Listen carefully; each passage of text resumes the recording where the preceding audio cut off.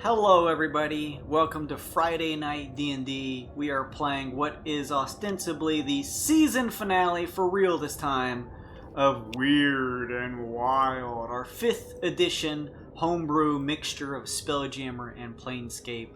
I really appreciate you guys hanging out with me. Let me just check and see if my voice changer works. Hello? Oh, yeah, that's not your normal voice. Okay, good. Unfortunately, right off the bat, up front, Kevin, who plays Sun Kong, is not going to be here. So, unfortunately, the names that go along with some of my players are going to be a little mixed up. So, apologies for that in advance. In the meantime, though, on this fine Friday evening, as I am Jaso, the DM, who else is joining me? Hello, everybody. I'm Bailey. I will be playing Glacé, the androgynous Eidolon College of Glamour Bard. It's Luke. Hey, I'm playing Aesop, Kinku Alchemist, and his alter ego, Subject 22. My name's Slim, and I'll be playing Renkaz, a lizard folk fighter with martial archetype of the gunslinger. I'm Kyle, and I play Fire Limedo, and also Kiba. Hi everybody, I'm Nick. I play in VD, a half-elf celestial tomelock, and I have the most phenomenal familiar of all time, a pseudo-dragon named Jira. Thank you guys so much. You'll miss saying that soon. Hopefully. Because we're all gonna die. Right. Some of you may be like, finally, fuck! How do we top just cause time? You kill the whole party. Hey, careful what you wish for. Thank you, as always, to the wonderful 8-Bit Ribbit. That's the number 8-Bit Ribbit. You can find her on Twitter, and I believe that's her website name. Go check her out. She did all of the character art for our characters that you will see here that was on our preview screen before we jumped into the stream, and also the little icons that you're going to see next to everybody's name once we jump into the actual game here. So big thanks, as always. Please go give her a follow. Go check her out. Her artwork is really awesome. Thank you so much. I also want to give a big shout out to all of our viewers and followers and those who interact. So thank you, Vinky and Zero Cool, over the past couple days for the follows. That's greatly appreciated. Thank you so much. Thank you, husband and wife, for the raid the other night. That was very nice, you guys. Thank you. And thank you, Heroes, for gifting out a sub. That was very nice of you. Thank you for that. As you guys may or may not be aware, those of you who maybe are just joining us for the first time, we have Twitch channel points. As you guys are watching, you're building up points. You know, just even lurking, you're building up points, and you can use that to buy a whole bunch of cool stuff reward-wise. You can see those in the bottom left of the chat. A lot of those currently are geared towards this campaign, so you can do cool things like buy the player's inspiration, a +1 to any of their rolls, you give them a boon for an entire session, all kinds of really cool stuff. So take a look at that, see what you can get. If you are a follower, and on top of that even a subscriber, you will get a multiplier to those points and build them up even more quickly. But hey, following is free, so you just click the button and interact even quicker than normal with us, if that's something you'd like to do. Also, on top of that, as you guys may know, we have stream stickers. They are free right now. I'm gonna eventually integrate, a bit cost into it. That way, you're not just, those of you who want to donate and use a bit system, you're not just donating bits for no reason. You have a reason to use them. But for now, they're free. So we have both channel-specific stickers and just general global stickers. So take a look at those. Slap them around the screen. I have the sound turned off at least for when we play D&D. Otherwise, they make fun noises when you slap them around. But yeah, have fun. Slap as many as you want up on the screen and enjoy that too. Follow us on Twitter to stay up to date. And that's JWD_mode. We just did a giveaway and had a winner, so you can find all cool stuff, news, and when we stream and stuff like that on there. That is all of my housekeeping. Let me hand out some inspiration. Inspiration. It looks like a lot of people need inspiration this time, so there you guys go. Can't imagine why. Oh, this is a good one. I'm gonna keep this. This is one of the double ones. Those are the best ones. This is the time to trade if you feel like you could give it to someone else who may be able to use it more aptly than yourself. Otherwise, hold on to those. Is everyone happy with their cards? Yes. All right, cool. Okay, why don't we roll to see who wants to give the recap from last week? The last recap, everyone. I will never face retribution for my crimes. You will never stop me. Fuzz community. Roll. What's the worst that can happen, Kyle? Nope. Me roll. Me roll. That can be the worst that happened. We'll either get a 20 or 1. After Nick starts, I'll roll. NVT, what happened last time on Weird and I missed that, Wild? bro.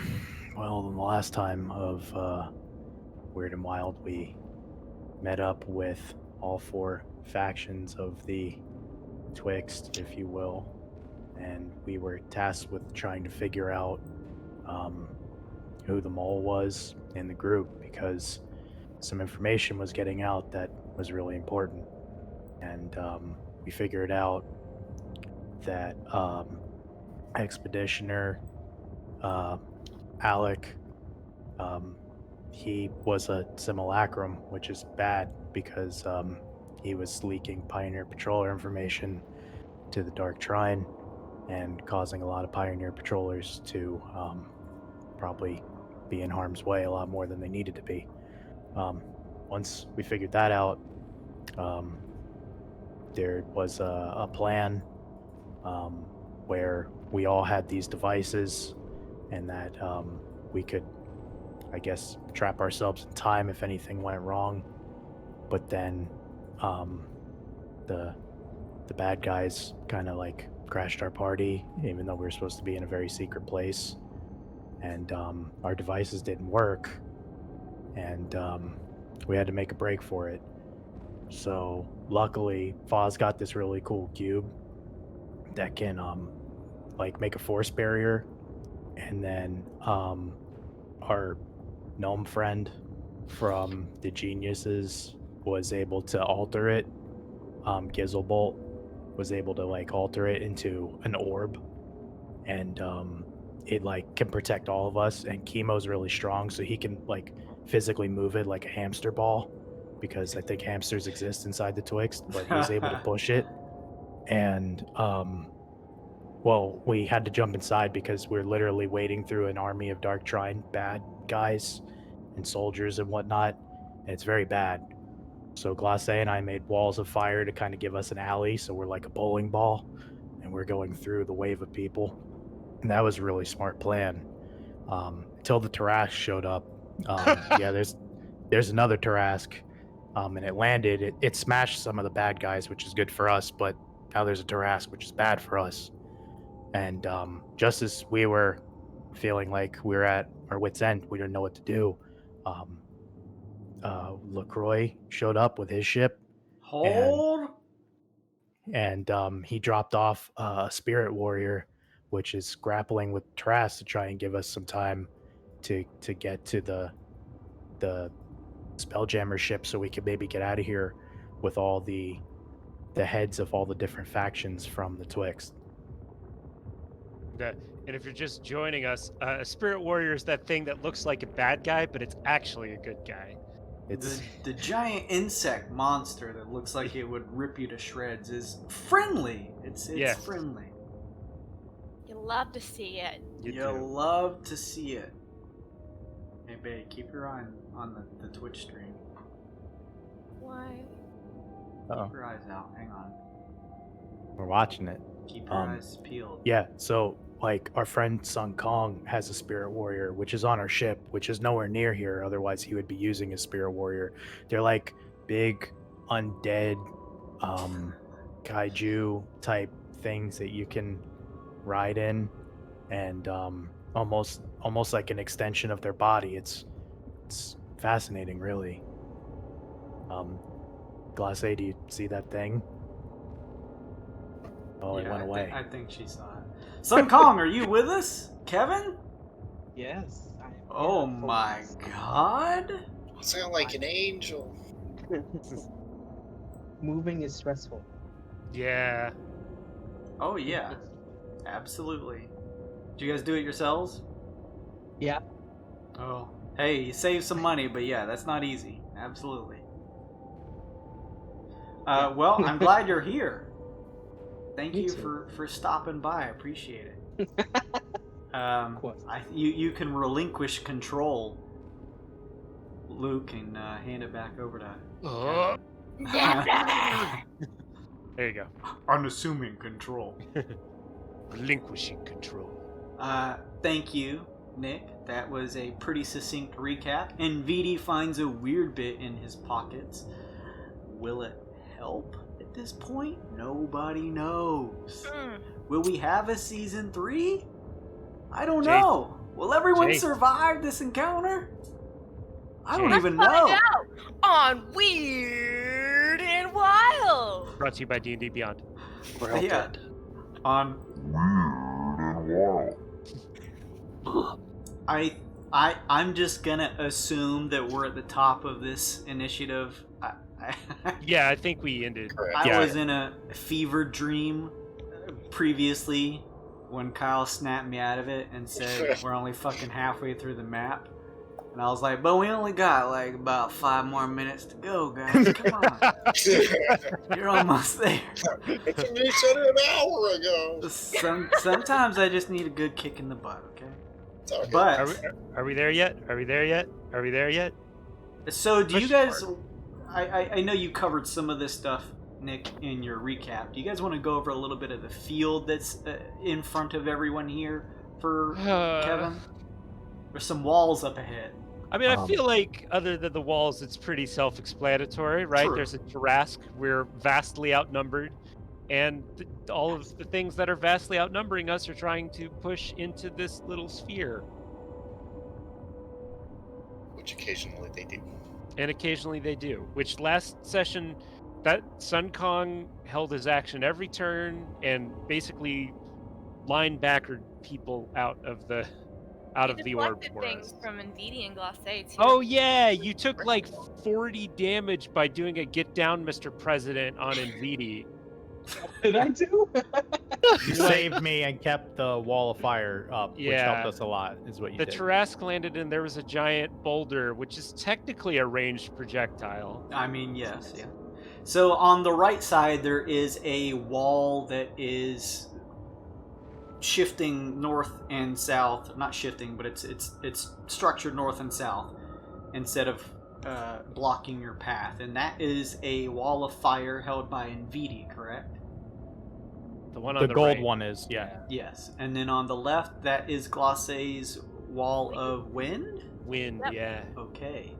Which sounds pretty unassuming, but it's actually a strong torrent of razor-sharp wind that flings quite a few of the dark trine here. Some of them actually into the wall of fire, which was pretty helpful. Combo.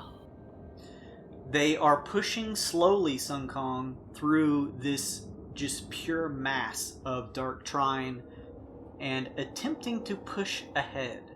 It is slow goings because of just the sheer force of the trine pushing against this sort of orb of protection that is surrounding you, which is a modified orb of force that cube of force that Fa had. That Gizelbolt, who is essentially one of the heads of the Masterminds, has modified for you guys. He is sitting on Chemo's shoulders as Chemo tries to just kind of push against the weight of all the Dark Trine members against.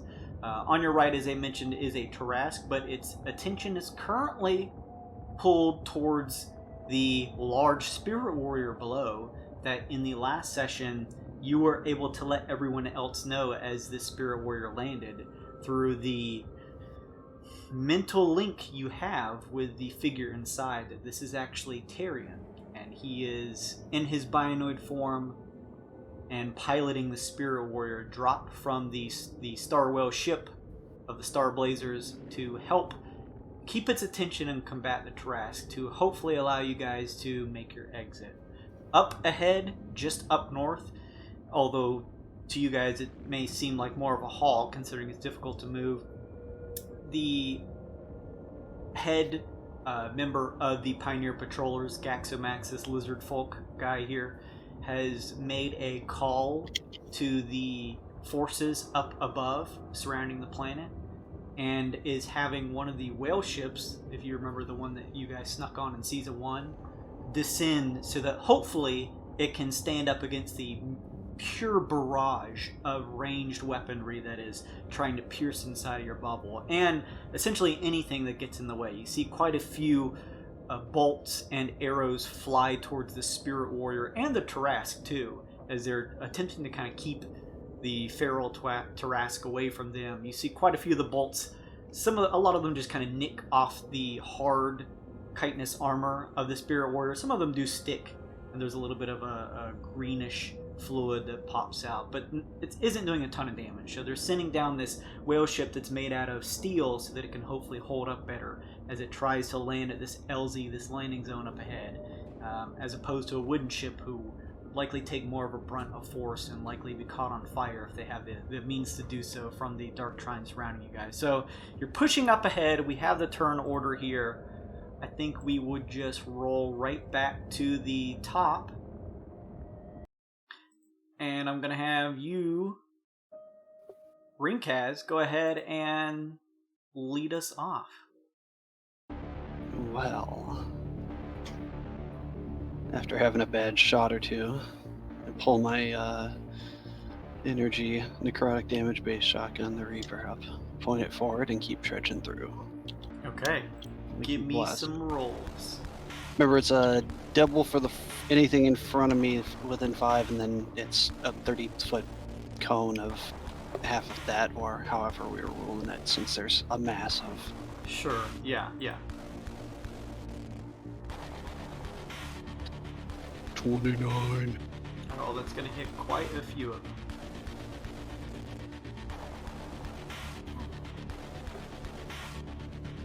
Well, that's 10 up front, and whatever to the rest. Okay. Which weapon were you using again? The Reaper, the energy Nice. shotgun.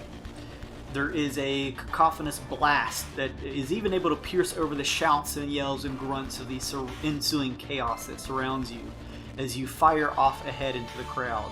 Kevin, even though you guys may not be able to necessarily combat the enemies outside of this protective shell because of the incoming ranged weaponry, you don't want to step outside of it.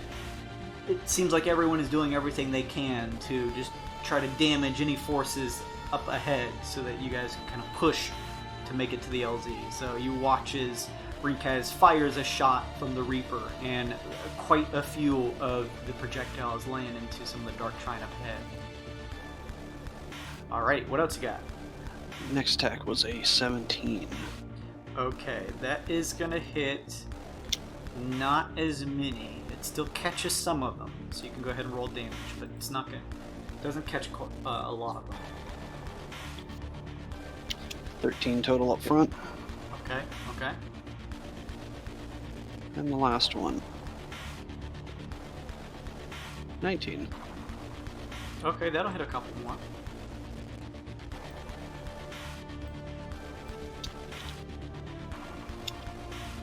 Not bad. 15 up front.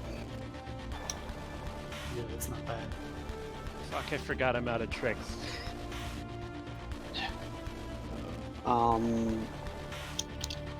Anybody die? There is one or two that drop in front of you. Okay. That's it. Just trudge on, keep moving forward. You fire ahead, kind of just watching as your projectiles just disappear in the mass in front of you. You're able to at least catch one or two and watch as they sort of keel over, their forms quickly being covered and disappearing behind the mass in front of you. But it does look like you're able to drop a few. Glacé, you're up. Alright. Glacé is gonna maintain her wind wall and take the dodge action. Ooh, Oh, yeah, okay. good idea. Nice. Good idea. Very smart. Chemo. Can you please, if you are looking to push ahead, give me an athletics check? Remember, Yep. you got the Aesop bonus. Ooh, that looks good. So +1 on that. Yes. 19. Okay. So with that, you guys, hang on just a second. I gotta kind of watch what I grab here because there's, as you see, a lot of shit here. 2 spaces up. And that is your movement, Chemo. Did you want to do anything else? Gizzlebolt grips you tightly as you push ahead. Can I use my, So if I used something that gave me bonus moves distance, could we move a little further? So, because I've got a couple of different features that let me do that. What kind of features are those? Step of the Wind, I think, gives me. If not, then I have Zephyr Strike, which gives me an extra 30 feet. Yeah, Zephyr Strike. Yeah. Spell. 30 feet of movement extra. Yeah. Zephyr, It's the which way is you can use a key point to use the dash action as a bonus action. yeah. And your Okay. distance would be doubled. So I can dash as a bonus action, or I can cast a spell to get another 45 or 30, respectively. In that case, I will say that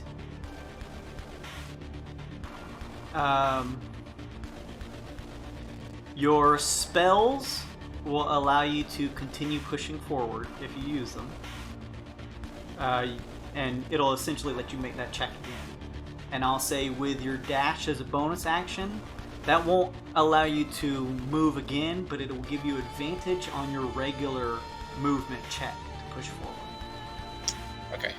I'll spend the spell slot now, and then we'll do checks next time. Okay. That is last spell from Kibo. So were you gonna cast like a Zephyr Strike or anything to push ahead? Yeah, which is a bonus action, and it gives me an extra 30 feet of movement. Well, And I'm is- concentrating on the spell, and then I can choose the turn, but I'm going to obviously choose this turn to use that 30 feet. Sure. Is that for one turn? When I use the 30 feet, it's just that turn, yeah. Gotcha. Okay. It does other stuff, but it's kind of useless from this situation. Yeah. I understand. It's a good spell, though. Excellent spell. I'm only So- using half of As you prepare that, just let me know when you want to use it, and then you'll be able to push ahead again because you used a spell to kind of influence your movement and push yourself ahead. Yeah, that's what I wanted to do. All right. In that case, give me another strength athletics check. Yeah, boy. Oop, that was stupid. That's plus 8 though, so it's 11. Okay. Let me take a look here. With 11, you are able to push ahead 1 space. Hey. I'm guessing he's kind of funneling us into here. Like, can we do a diagonal, or is that a no? Actually, we're going to do one of those right there. Yeah, we'll move diagonally. And you guys notice some of the members of the consortium are sort of kind of pulling in a little bit. That Preparing little for this, baby out of the fire. for this narrow, rather narrow walkway here. Okay, so these guys are going to move out of the way. Anything else, Chemo, in the meantime? Keep close, keep moving. That's it. Okay, I'm just moving the terrace so I can move some of these guys. Move him a little farther away, I think. NVD, you're up. Okay. NVD wants to maintain concentration on the wall. Hold Eldritch Blast in case somebody or something steps inside the cube, the bubble of force, whatever we're calling it, circle of force. Whatever this makeshift thing is. The force of force. Mm-hmm. And that will be my turn. Okay. Fa. Fa will run ahead and what's it called? Thunder Wave, which is that 15 by 15 square in front of me. Everything has to make the 17 con save, or take the level 2 equivalent 3d8 lightning damage, thunder damage. Quite a few of them fail. Okay, thunder damage. Cha. And they are also pushed 10 feet away from me. Nice. This is we got a good strategy going with this whole push thing, I think. Yeah, this is good. You guys have a lot of stuff that behind the scenes is benefiting you, where it would be a little bit more dire. Anything else, Foz? You throw a hand up and watch as quite a few of them are thrown back by the shock of your spell, and kind of actually physically thrown back as well. Wah, wah, wah, wah, wah. Get a recast. Wah, wah, wah. Okay. That'd be Aesop. I'm gonna fly 10 feet above Kui so everybody can squish in without me taking up an extra space. Cool. Makes sense. The orb here is about 30 feet up, so you have plenty of Okay. airspace above. First things first, greater drops of healing on Glosse. 2, 4 plus 2. Glosse, that's another 7 hit points for you. And for my regular action, same thing I've been doing. Throw an impact bomb in this general direction. That's going to be a 16 to hit for 24 force damage, not bad. And then everything within 5 feet of the impact has to make a dex save or get pushed 10 feet away. Awesome. Okay. So it's basically the same thing Fa did every turn. pushed. There's a good good handful save, that though. make it. You're still able to push 1 or 2, but they kind of catch up against the shoulders and chests of those behind them. Hey, I'll take that damage, though. Half damage is still 12. That's better than nothing. Nice, nice. Yeah, you see quite a few of them reel from that for sure. I think that's, move, action, bonus, done. Okay. Sun Kong, you are up, buddy. Yes, I'm just going to continue to move with the group and continue to try to protect Vidi and Glace primarily from my ranged attacks to help them with their concentration and everything. Okay. It sounds like that's what I've been doing. That has been what you've been doing. Yeah, pretty much. I'll keep it up then. That sounds good. Okay, cool. Just I'll hold an action pretty much for that. Otherwise, just keep up with everybody. Makes sense. You kind of decide to just kind of keep tabs on those within your group, seeing that you're a little more limited range-wise than some of the others, but that makes sense to focus on them. You watch as Diedrich and the group here begin to kind of shift and pull in a little bit. Zoom in here and kind of rearrange some folks here. This one shifts here. These two, actually, they're going to shift. Let's see, right here. Gonna move like so. Diedrich is gonna hold the back. Glimmer's gonna move here. Fleshy's gonna hold the back with his whip. X22 is gonna jankily continue shifting along. Hopefully not. He's got a bomb, everyone. Hopefully not. Oh, yeah. exploding. We can't let him get stepped on by the Tarrasque. We're all fucking dead. And you guys also watch as you hear the roar of the Tarrasque as the spirit warrior nearby uses its appendage-like size to sort of tear into the sides of it. You watch as the spirit warrior is doing everything it can to find a weak point, and that just, as you guys have first-hand knowledge, that thick, nearly irresistible hide of the Tarrasque. And it looks fairly similar to Sun Kong's battle against it, where he was certainly pulling its attention. He was certainly standing his ground for a little while back on the Eos ruins, but you guys are kind of able to see that it doesn't look necessarily like the spirit warrior alone is going to be able to take it down. You see the Tarrasque kind of catch one of its scythe arms and throw it back and claw across its front kind of carapace, and you see the claw marks tear into it as it nearly doubles over, but it kind of catches itself on its inverted insect-like legs and pushes back up to continue assaulting it. Let's see here. It is the end of a turn. While you guys were pushing forward, quite a few of the ranged arrows, bolts, and things like that are able to pierce through the wall here. And I need you guys to give me a dexterity check, please. Now, would the dodge action help me on this at all? You do get advantage on Yes. dexterity checks when you dodge. That's exactly what doing something like that would be for, so that's good. Oh, I didn't even need it. Goodness gracious. I'm gonna drop that for advantage just to be safe. Fonky no left to right. Ooh. Oh god. Oh, dang, you guys Look- are at least on the same wavelength.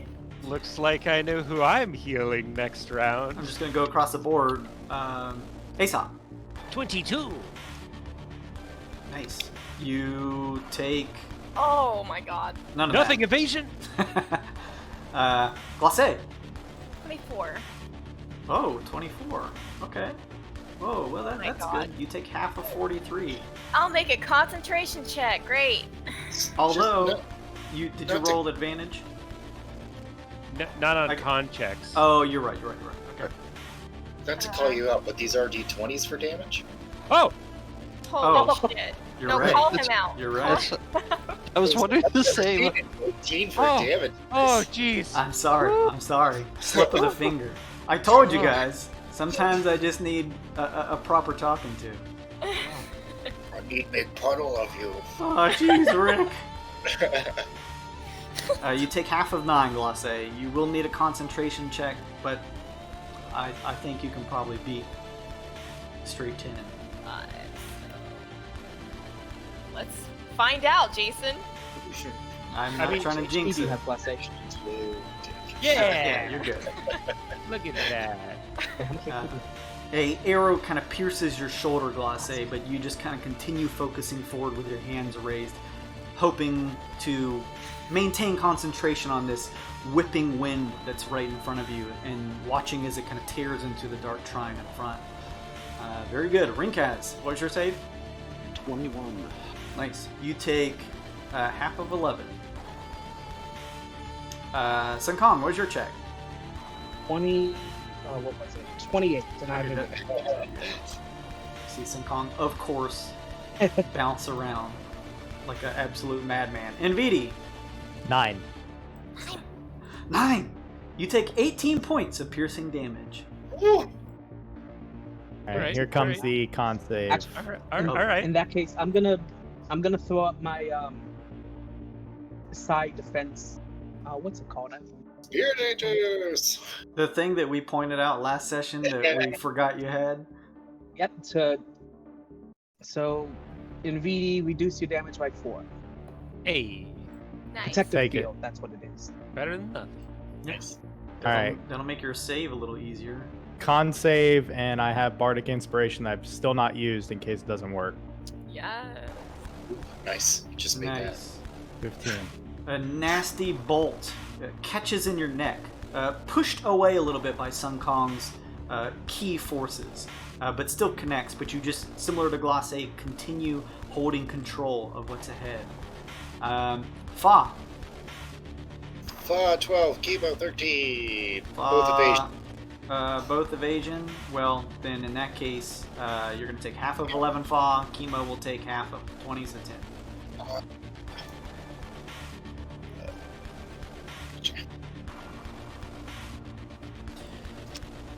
The Consortium is also taking some shots. You actually see Kui get caught in the leg by one, but Perennial Abloom is throwing up both of her hands, and a voluminous green glow is extending from her hands and emitting almost like a shower around everyone of the Consortium members. And as Kui rips the arrow out, gritting her teeth a little bit. You can notice that her Abloom's healing energy is taking care of most everyone around her. You do see her with a few beads of sweat on her forehead, but she is maintaining her resilience and pushing forward along with everyone else. With that, let's take a look really quickly here.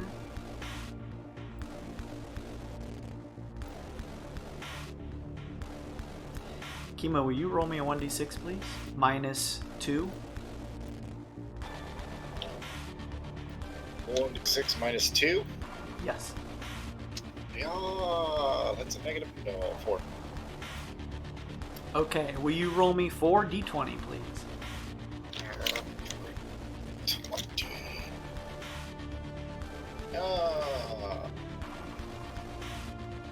3, 2, 13, 10.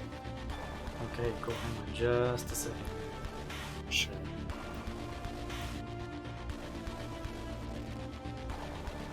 Said 3, 2, 13, 20? 10. 3, 2, 13, 10.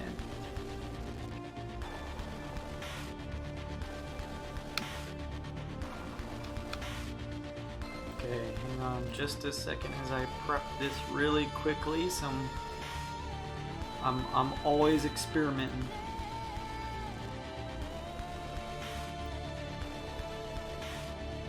Don't know what that means. I'm always Gotta- experimenting with the rules here. Goody. I gotcha. He's Yeah. got a happy palette of mayhem that he's just sprinkling in. Yes, that's a good way to put it. Put some happy mayhem right here. We're just gonna put a little happy mayhem right over in this spot here. You know what? Let's give that mayhem a friend. Let's put some discord right here.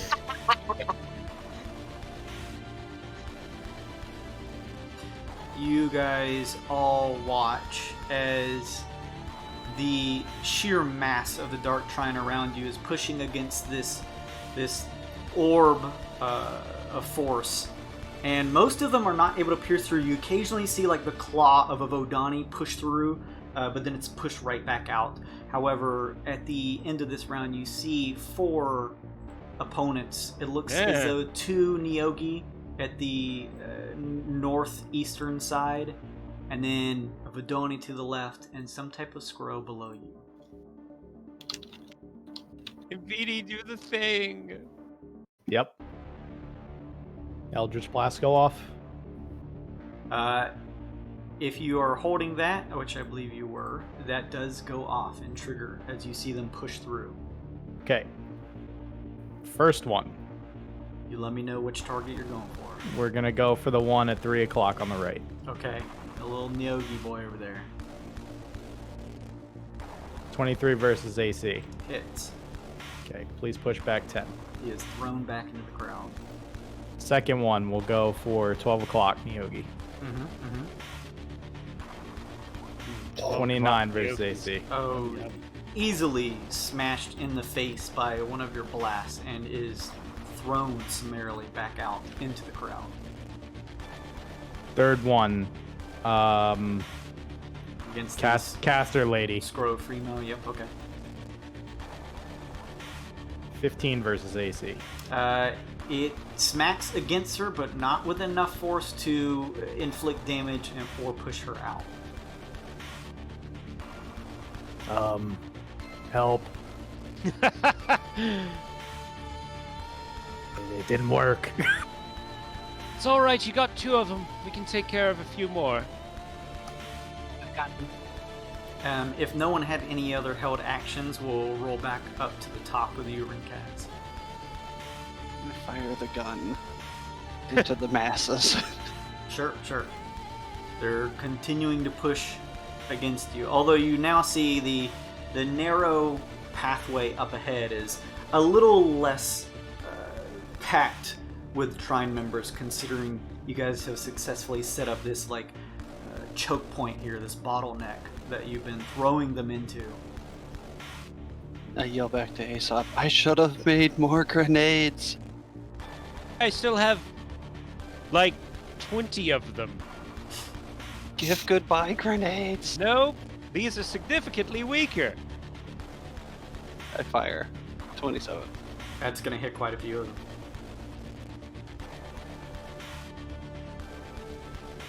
Nice. 17 up front. You watch as your blast connects with quite a few of them. I'm going to spend a point of grit because I don't feel like rolling ones right now to take advantage on this shot.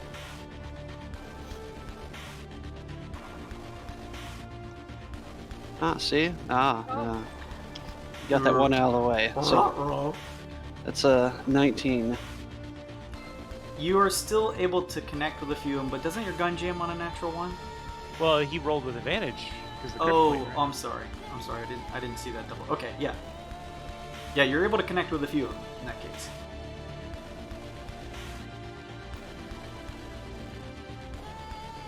I 12. apologize. I'm spinning 400 plates. 12 damage overall, you said? Yep. That connects with a few of them similarly. You watch one of them drop ahead. And the last shot. 21 to hit. Oh, yeah. You connect with quite a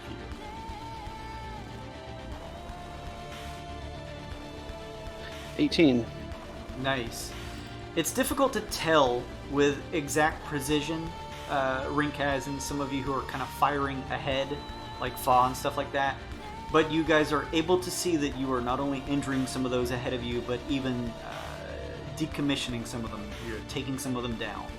And although it may not feel as good as clearing a path where you can physically see each one that you take down, you have no doubt that this is easing the push ahead and potentially limiting how many are able to push inside of the shell here. Fair enough. All right. Glacé. Woo! Glacé is gonna move here. Hold her wind wall. That didn't. It's supposed to do damage each turn. Let's see. I'm gonna go ahead and take the dodge action again. Okay. And Do you roll for damage on your turn with that? Or is it on their turns? It is. I'm looking. I'm sorry. I'm reading this thing. That's okay. Each creature, blah blah blah.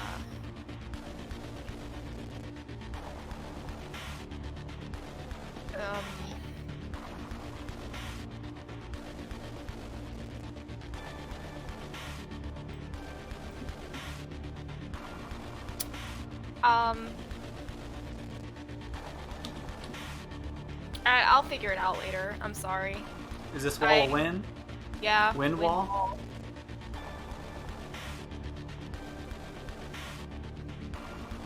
Shape the wall. Come on, internet. Come on, roll20.net. It takes 3d8 bludgeoning damage on failed save after. Yeah, but it When says the wall when the wall appears. appears. Yeah, I think it only does damage when it appears. It looks like. Oh, but it should be keeping ranged arrows out. That's something. Yes, Once we get further into it. Smaller flying creatures or objects can't pass through the wall. Neat. Arrows, bolts, and other arrows, ordinary bolts, yeah. projectiles launched at targets behind the wall, deflected upward, and automatically miss. So, Glacé, although the wind is certainly making those ahead of you uncomfortable, it isn't doing damage, but you are watching and seeing the number of bolts and arrows flying your way as they connect with your wind wall. They're kind of just thrown straight up or deflected away and are actually catching some of the members of the Dark Trine themselves below you. Nah, get fucked. I'll hold a dodge action. Okay. Kimo, you're up. Cubo's gonna step in the wind to get advantage on his move. Sure. Cubo for what? I got 17. Oh no, 18 because I have that Nice. plus. Okay. Nice. A 18 will allow you to move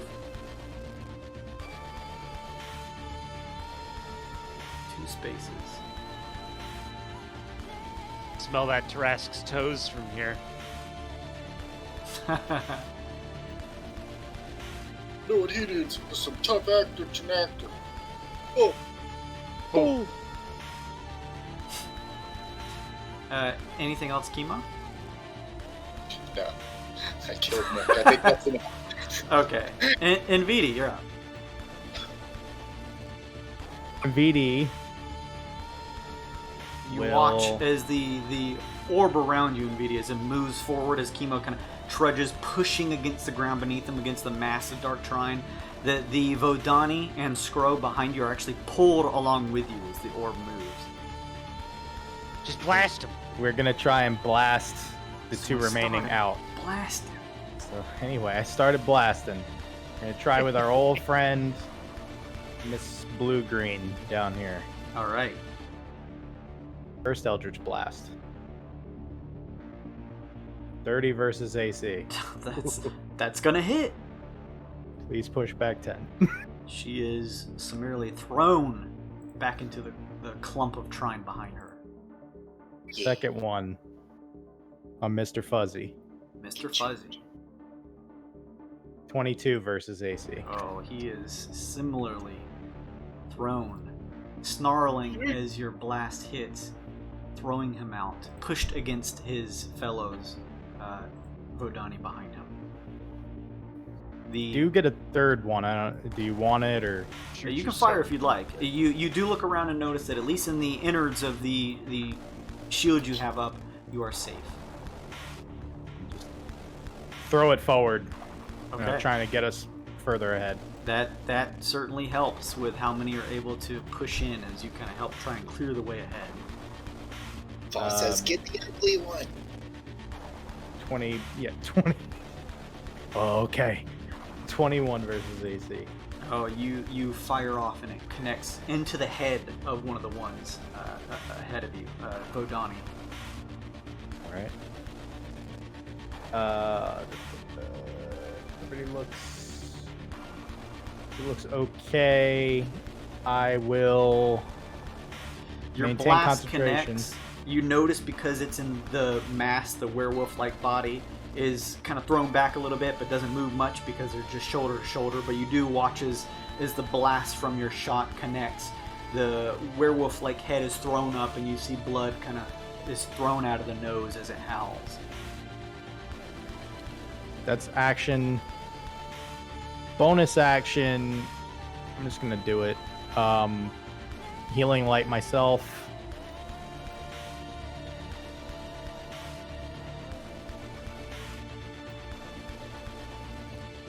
For 12.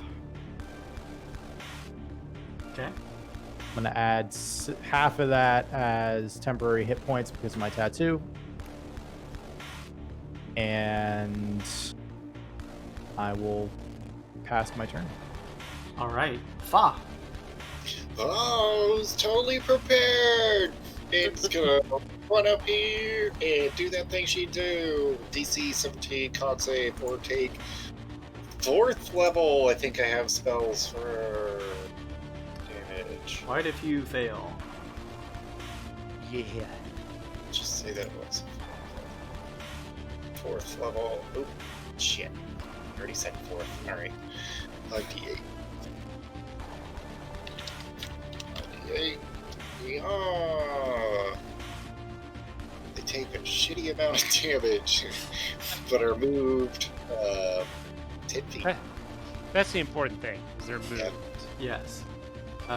All of that helpful as you watch their bodies reel from the shock of your spell, Fa, and a clump of them kind of caught in this bottleneck are thrown back, some into the wall of fire. Yeah. Run away! Aesop. The same thing we try to do every night, Pinky. Throw an impact bomb and heal Glace.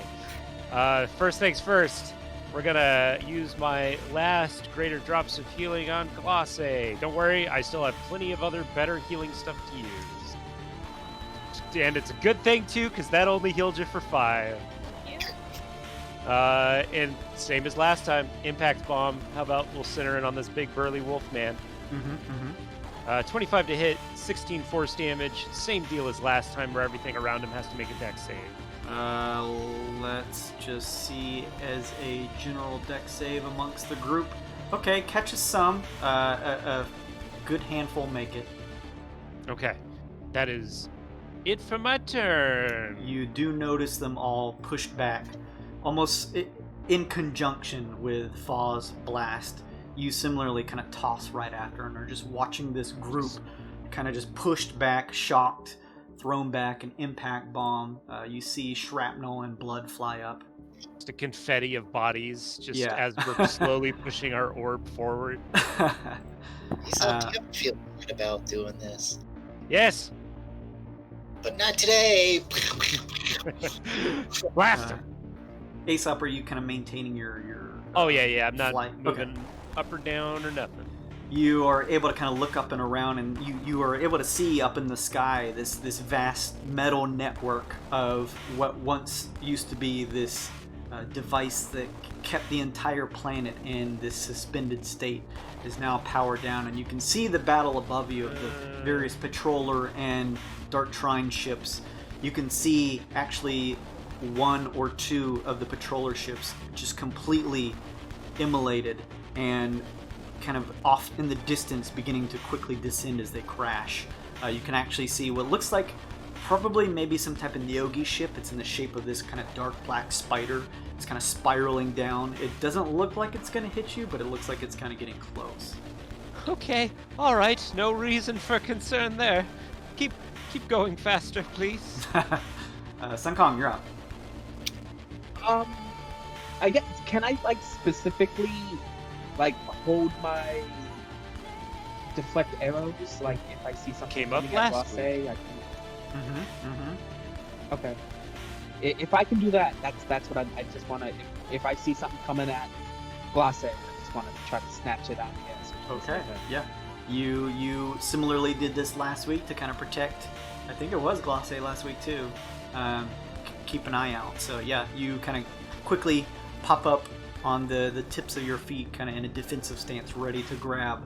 As you see some of the bolts, a lot of them are actually connecting with the orb around you, but they're kind of like getting caught in between the impact and just sort of force at the fired rate that they are coming down.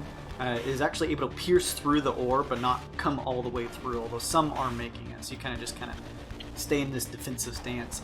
Diedrich and the others, as I mentioned, kind of shore up. You watch as Lushy is using some type of what looks like a magical whip to kind of catch one of the members behind him, pulling it quickly as they are thrown back down. You see their bodies kind of convulse, and a few others behind them who are making physical contact seem similarly caught by some type of shocking either spell from the whip or other similar effect, as he kind of has his back towards you all and is kind of walking backwards along with you.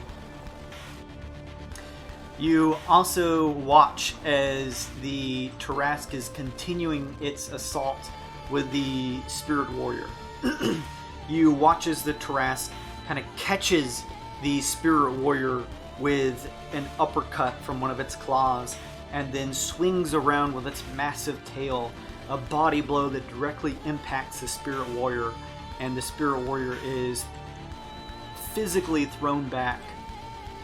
Kind of, as you watch, as you kind of mentioned, Luke, just these ragdoll of Dark Trine bodies that are kind of thrown in just this kaiju-like battle amongst everyone. Wilhelm scream.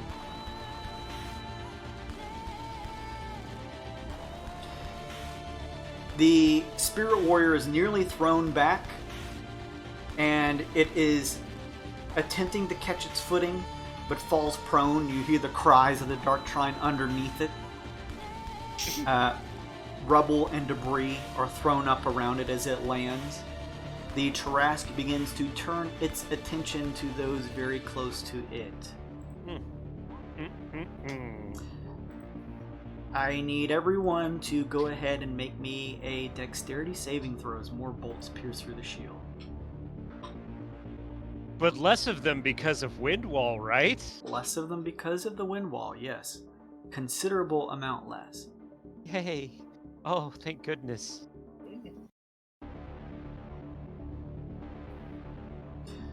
So, Aesop. 15. God tits. Oh.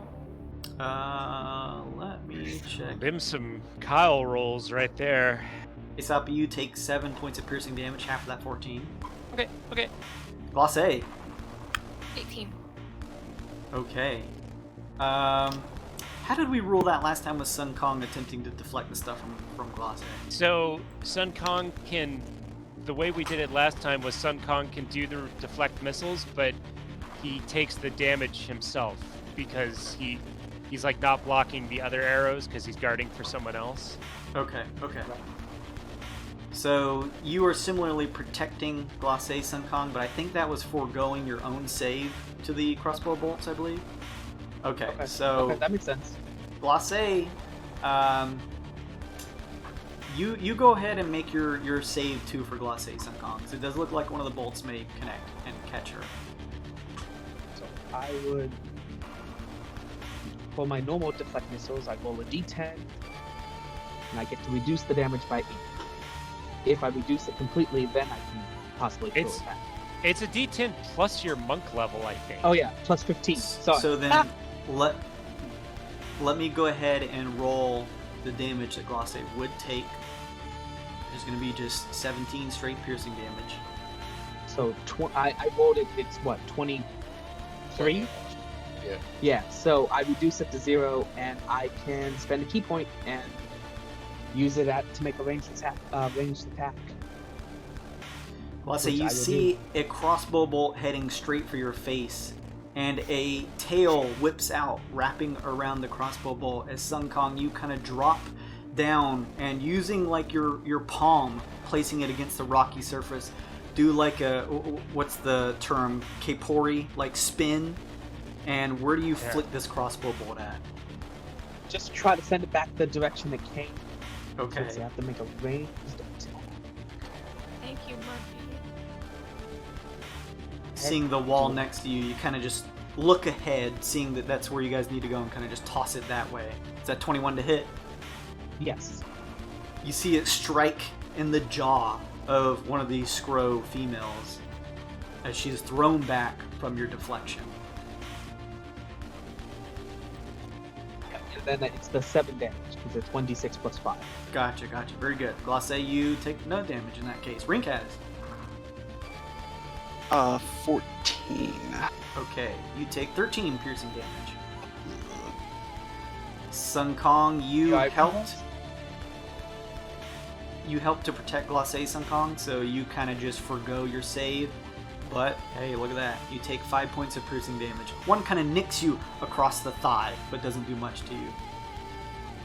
And Vidi? 14. 14, you take 11 points of piercing damage. And Fakimo? 13 and 10. So you guys will take half of this. 7 to Fa. And then what, 3 to Chemo? Chemo's was the crit fail. But I don't know how you want to. On the save.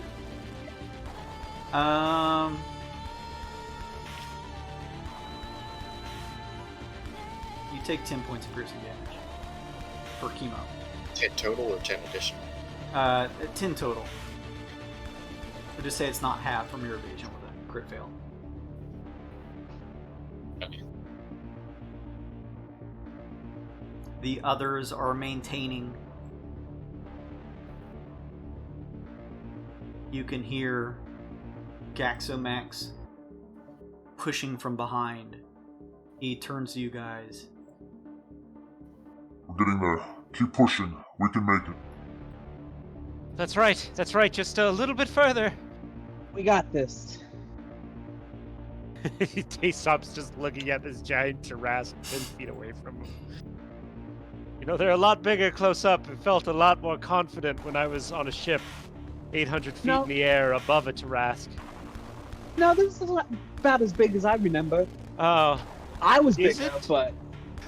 Yeah, I was about to say, you were much bigger at the time. He's about the same size. I was bigger, though. 1,000 Dark Trine are circling us. You're looking up at Tarrasque, debating on the size of it. The balls. Chemo, will you please give me a d6 minus 2?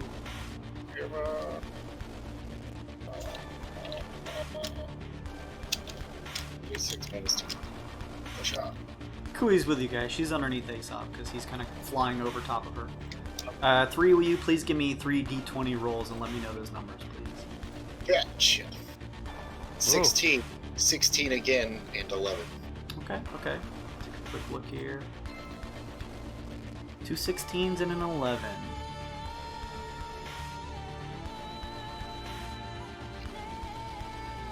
Yeah. Or should I say, yeah. Hang on, let's do. I feel like there's a movie about lions that this is a theme song for. See if this is any better. Oh no, that's very quiet. So then, yeah. Oh. There's I gotta have some music somewhere here. Free bird! Free bird! Yeah, free There we go. playing the guitar, free bird. Oh, Rinkaz is getting a boon from the chat, and Nvidia is getting a +1. I don't know if you want to do that boon, Jason. Nice. Oh fuck. Thank you, heroes. Oh, hero, You're the you man. king. Or woman. Or person. Bonus. Hero identifies as a planet. You are the planet. Hang on just a second. You like that, the Green Lantern planet? Sorry. That's okay. We'll do the boom as soon as I place this stuff here.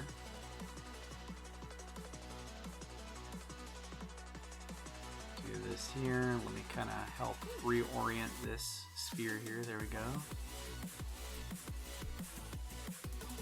And let's see. Wow. Again and again. You guys watch as a female Skrull enters from in front, and 2 large gray creatures on all 4s push in through the left side and back. Don't like that.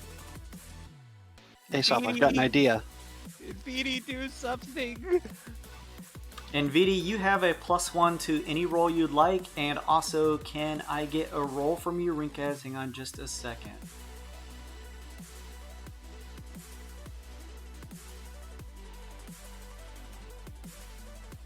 $15, $20.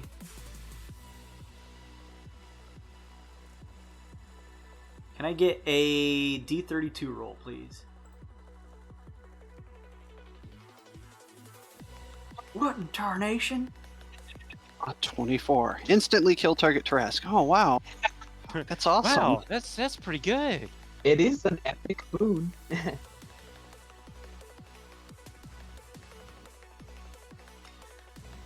Let's see here. Hang on, I'm just counting. Hang on.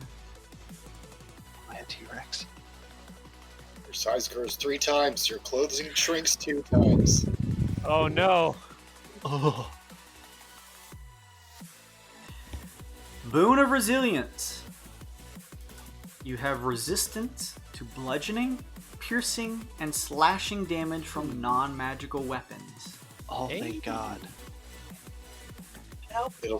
It'll take twice as long for the Tarrasque to kill you. You at least have a feeling that the bolts that have been piercing through, chipping away at you guys, they're probably not magical, just from the sheer number of them. Thank you, heroes, for that stuff. That was very cool. That saved my ass. Thank you. There's some nasty critters that have pushed in here, and we roll back up to the top. Rinkaz. Looking ahead, it looks like things are a little bit clearer than they were before, correct? Yes. Although it may not look like a map-wise theater of the mind, there is probably a little less. So something like this, there's a path ahead. Less resistance in this bottleneck choke point that you guys have been successfully maintaining very well. Aesop, I've got a stupid idea. It's never failed us before. I grab my pack that has all of my hunting crap in it, all of my useless stuff that I've just collected, my caltrops, my glow paint, my hunter's traps, and that awesome stack of 4 firebombs that you gave me eons ago. Uh-huh. and I say, I'm going to drop it. When it's in the field, throw something at it. Okay. Shrapnel grenade. All right. I dig it. That sounds great. We'll do it. We'll do the old combo. I guess for theater of the mind, I'm going to just take a step to the side, move 2 steps back, and then just chuck this bag full of shrapnel, spray paint, fire bombs, and the such as far back as I can, and just Okay. like leave it there. Give me like just a natural like roll with dex or something like that. All right.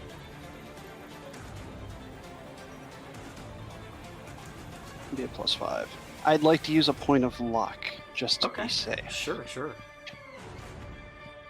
This is to get everything else behind us off of our ass since everything's clear up ahead. Kinda. Okay. Sure. It- 22. You take a step back, Rinkaz, and kind of just gripping at the straps of this satchel you've created, kind of just sling with all your might. You watch as it shoots up ahead, arcing outside of the orb as it passes through. You watch it spin, turning in the air a few times before catching itself on the group below. Because of the sheer mass and force of the Dark Trine behind you, I will say that the satchel connects with a few of them, but it's actually still visible until the end of this turn before it'll kind of fall through between them onto the ground. Alright. So I'd you also... do have line of sight, Aesop, if you're trying to combo this. Yes, indeed. Okay. I'd also like to use my second wind just to be safe. Sure. I'm getting all crazy. It's a D10 plus my level. Oh, my shit. god. Bless. Yeah, luck. That's 23 hit points I regained. And I just use the rest of my movement and get back in the front of the pack and focus on what's up ahead. Okay, very cool, very cool. Glacé, Woo! your wall of wind is putting in the work. I'm gonna go ahead. I don't like these things in front of us, oh no, or behind us. Let's do a frenzied bolt at this one and see what happens. Frenzied bolt, cast. Well, I guess I have to. Alright, let's roll. 13 plus. Okay, so 23. That's gonna hit. You don't even see which Dark Trine member it connects with. You just hear the sound and the spark, or the thunderous clap of this thunder damage as it smacks into one of them in the mass. It was 18 random damage, and it bounces. Shit. You hear the cry of one as you see them collapse, as your ball continues to bounce in this just mass crowd around you. So, 15. Let me check here. That's gonna hit a Neogi. And bounce. It does bounce, but Oh, that she's is- gonna take out the whole army, baby. That's 20. You just watch like the side of the Neogi just explode in blood and bone and this gross fur that kind of covers its spider-like abdomen as the thunderous clap smacks into it and then bounces somewhere else. Natural 20. Holy shit. It doesn't bounce, but It doesn't explodes. bounce, but it is a crit. What is going on? Take your good girl card. Alright. Draw 1. Double damage. That's 68, boy. 68, so let's do 6. That is what it's up. 8 Holy random damage. What direction did you fire this Glacé? North. Nice. Looks like Yondu's arrow just zipping between people. It changes colors. You I was picturing all pinball, but hear just the clapping blast, and actually watch both of your walls, your wind wall Glace and your wall of fire and VD. It does this strange like expansion, like a force is pushing on it, as this just cacophonous blast of thunderous damage explodes or implodes in between a group of the Dark Trine up ahead, killing quite a few of them as its final blow lands in the center of a pack of them. Sick.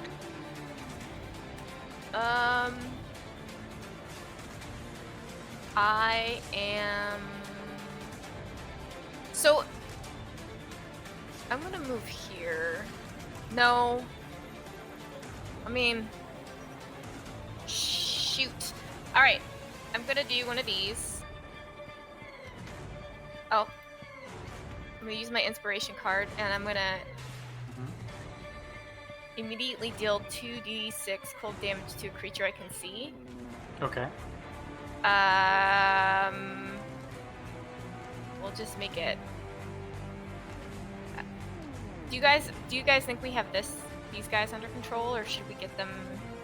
I think Nvidia can probably push him out. that's what I was thinking.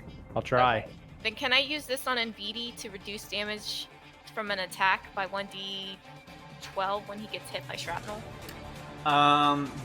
With this, it is only going to apply to you, unfortunately. Oh. Well, I'll use that on me then, and I'll just still wait for- helpful. All right, you kind of steel yourself, or whatever bolt or ranged weaponry may pass through the shield next. Anything else, Glace? No. Okay, Chemo. Chemo's gonna use the key point to step away to give himself advantage on movement, which he's gonna do right here. Probably a smart idea.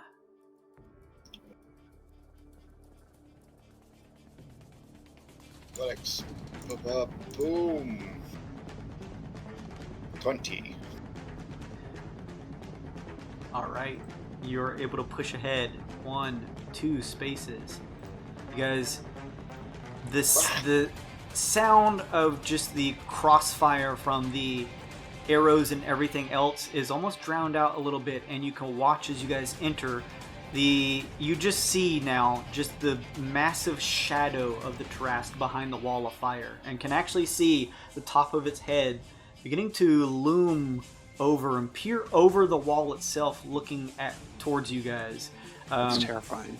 On your left, you can see it's much more visible, but you can just see the actual wind whipping up from the dust and everything from Glace's wall of wind, and you watch as any of the bolts that connect are just kind of flipped around and deflected, thrown off, or sometimes just thrown back at one of the Dark Trine members themselves as you guys enter this area. You similarly watch as the Dark Trine members or creatures that have entered in here with you are also pulled. Anything else, Chemo? Nope, that's it. Okay. All right then. Nvidia. VD wants to What does Nvidia want to do? dispatch the big boys that are Okay. inside. We're going to start with Mean Monster in the back by Lushy. Sure.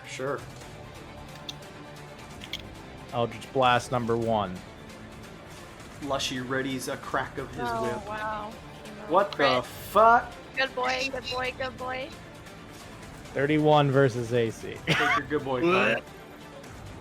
Can Eldritch Bash push large creatures? Eldritch Blast has no size limitation on what it can push. What the Yeah, it's fuck? it's The only thing in the game that doesn't have a size limitation on push. it's an add-on Something that I trans. have to it. It's pull it up real quick. It's your invocation. Yeah, it's repelling blast. Yeah.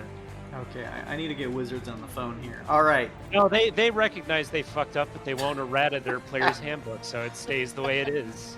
They're gonna errata them, just I'll not in the way we expect. The 5.5.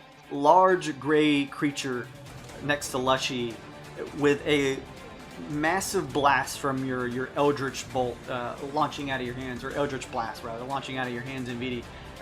throws it into the pack behind it. You actually see quite a few Tribe members kind of collapse under the weight of the creature as it's kind of thrown onto its back into them. Now crit that other one. Second attack on the one at 9 o'clock. All right.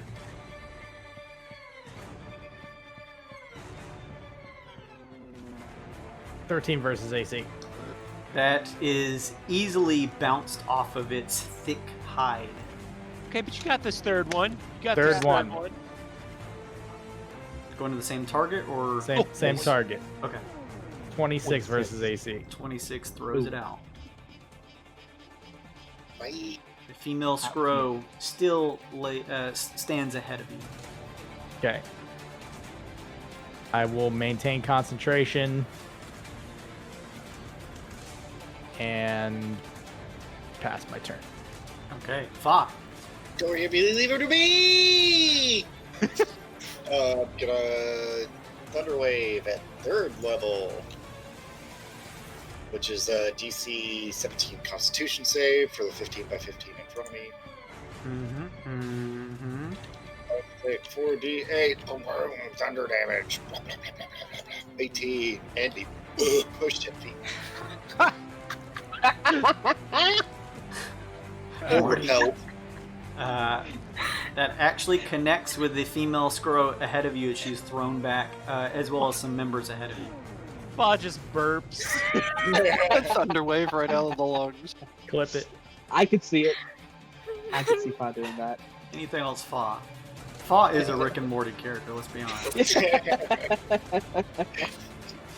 No, that's it. She's got more personality than Aesop.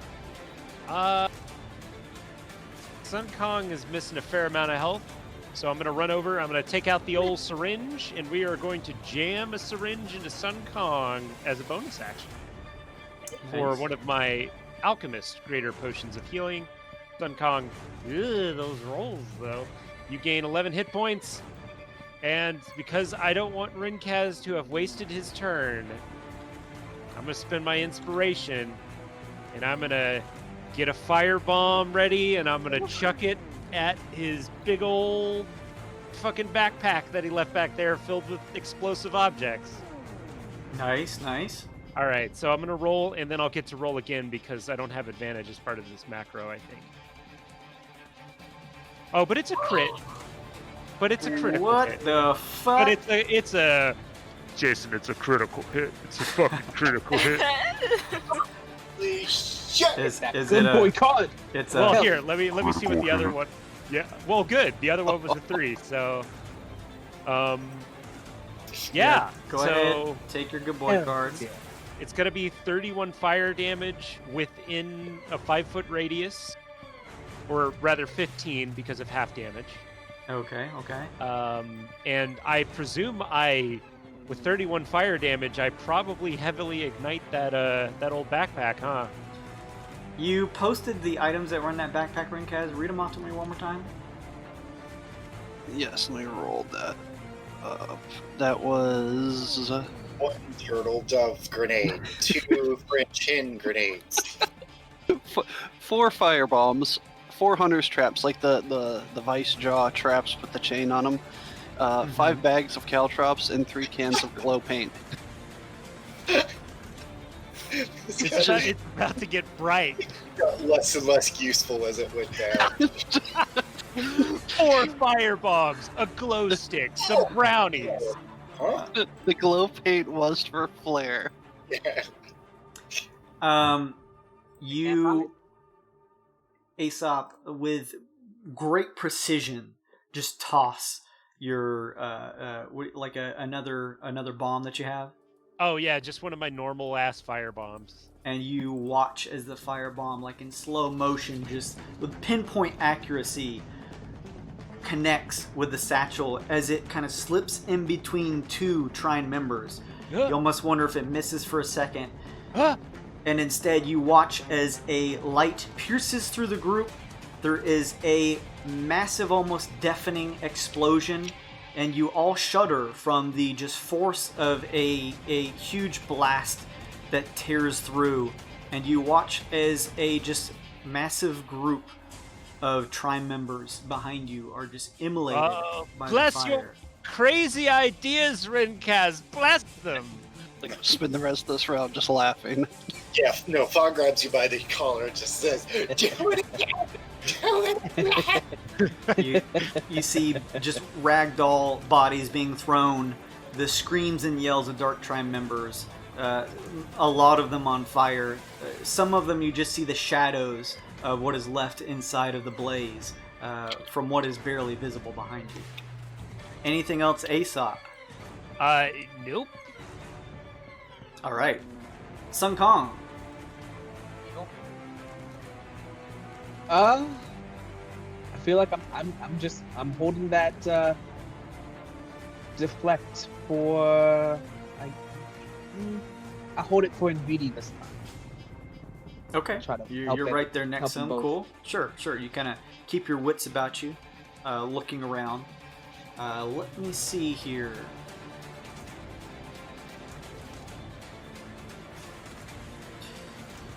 You watch as the consortium turns to you, and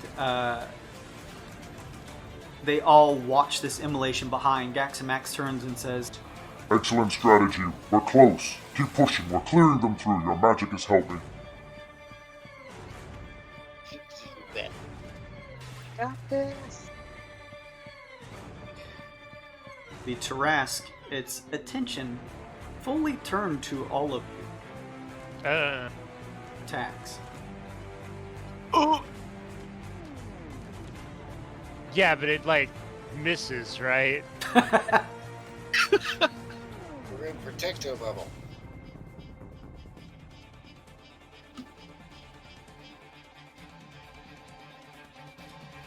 Let's see. Hang on just a second.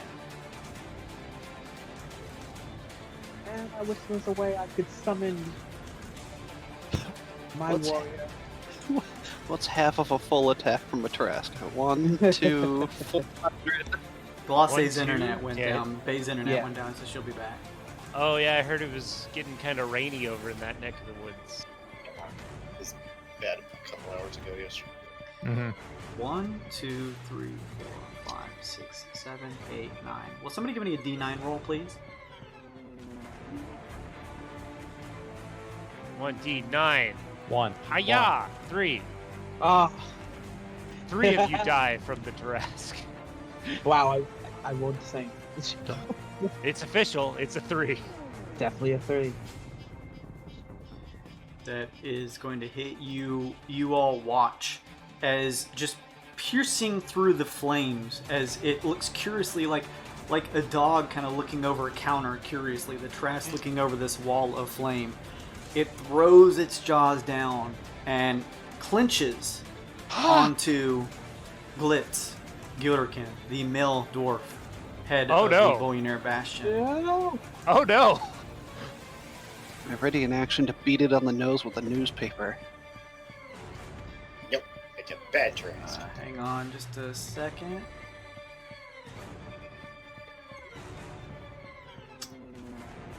Oh boy. Oh, God.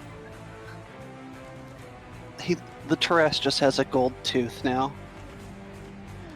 You hear the crunching sound of the gold plate mail surrounding Glitz as the Tarask pulls its head up, Glitz still caught in its jaws. Oh, holy shit! Oh, God! You Fuck. hear Glimra yell out, Glitz!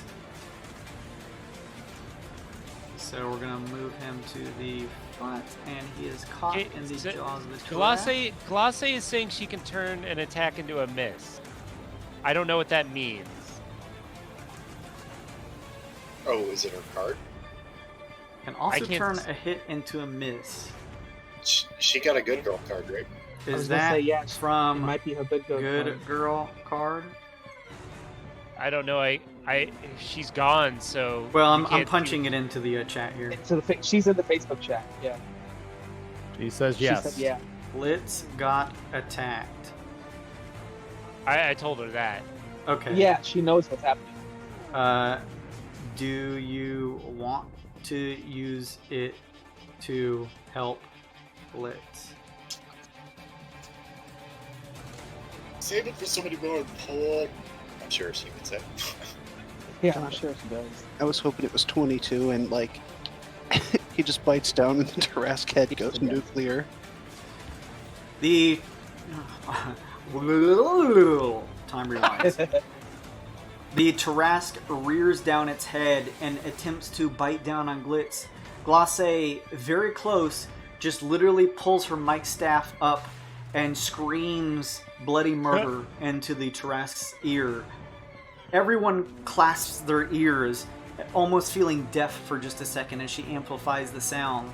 The Tarrasque, more annoyed than anything else and not damaged, kind of shakes its head annoyingly and pulls it back up. Glitz does not get bitten.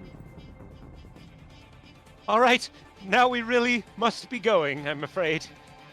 Can I get another D9 roll, please? Were you going to say, Sun Kong? I was gonna maybe NVD can push the Tarrasque. Oh, 1. I swear to God, if that's Cooey, Jason. She seems like somebody that would be at the start or at the end of a numerical list. That's not Kui. Okay. That's Glace. Hello? Oh no! Hey, welcome back. Glace, welcome back. Welcome Hi! back. You saved Glitz, Glace. Yeah! Cool. And now, Does a 33 hit you, Glace? Okay. Yeah. A massive claw from the Tarrasque, annoyed by your successful saving of Glitz, comes down, striking across you. Okay. Hang on just a second. Let's just switch this around. It claws into you for 27 slashing damage. I'm gonna, cause I said this beforehand, so I don't get ganked. yeah. Oh, nice. Very good. Very good. Okay, well, Hey, 24, lower than 27. Every bit helps. where am I? Can I get another D9 roll? You don't have to take another D9 roll, Jason. I mean, I'm sure the Tarrasque is plenty tired from fighting the Spirit Warrior. That's a D4, Sun Kong. No, that's Glace, for I'm Glace. Oh, well. Glace, you, with a 16 from that damage, are not able to save. Your wind wall Oh no, does it's half the damage she takes. Yeah, she saved. The So DC damage for by a 1. con save is half the damage. Oh, yeah, you're right. I'm sorry. Thank you. Yeah, you're fine. There's Oh. another But, one, though. But I did roll another one. I'm sorry, Glace. Luke's not rolling the next one. What does that mean? What's the 1d9 mean? It's who's the Tarrasque is attacking, we think. You're the target. Okay, okay. A second claw comes down, Glace. That's gonna hit. It's 25 versus AC. Well, let me see. I have Distracting Beauty. That helps with magical damage, but I don't think this is magical damage. Let's see. +5. I only have 20. So it hits. Okay. It catches you for 24 slashing damage. Okay. So another 24. That's not good. And I'll make another con check. It's a bloody Glace. Yes. Oh, you are hanging in there with that con save, though. Holy shit, Glace. You feel the blood pulling from pieces of your body. You also feel a dribble coming out from your nose, but you maintain that wall, stopping the arrows from coming in, despite a Tarrasque trying to tear into you. Can I get another D9 roll from somebody? Not me. Please, God, not me.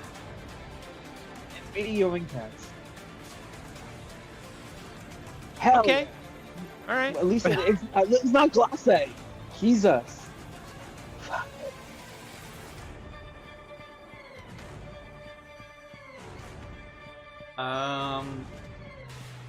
Hang on just a second. It's That Lizzie, right? barely hits You see what this does? Okay. Well, it's not one of us. The Trask lowers its head and just pierces one of its horns into Glimra's side. You see her grab it with both of her golden gauntlets and shriek as she is almost pushed back a space from the stab. It pulls back up, and she kind of wrenches it out of her side as blood gushes out. Is it the Trask in the wall of fire area? The 10 feet of fire? It is. He has to end his turn there. Oh, he has been. Okay. Yeah. It's been taking some damage.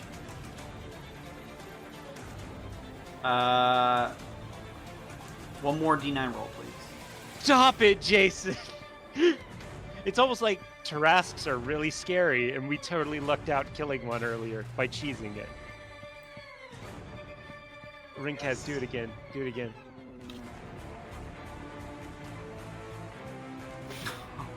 No. Oh well. No. Well, I'll take the first one. Yeah. But as the tail swings towards you guys, this has more reach. Uh-oh. That D9 roll means it hits Rinkaz. Oh. Or attempts to hit Rinkaz. That hits Rinkaz. That, yeah, I think he got him. I won't try to patronize anybody. Let's just see what this does. He has to, I think he has to roll a 1 to miss us. Pretty much. Rinkaz, the tail, you just see the shadow shifting through the wall of flame before it erupts out of it, smashing into you for 24 bludgeoning damage. And I need a strength saving throw, please. We'll take half of that damage.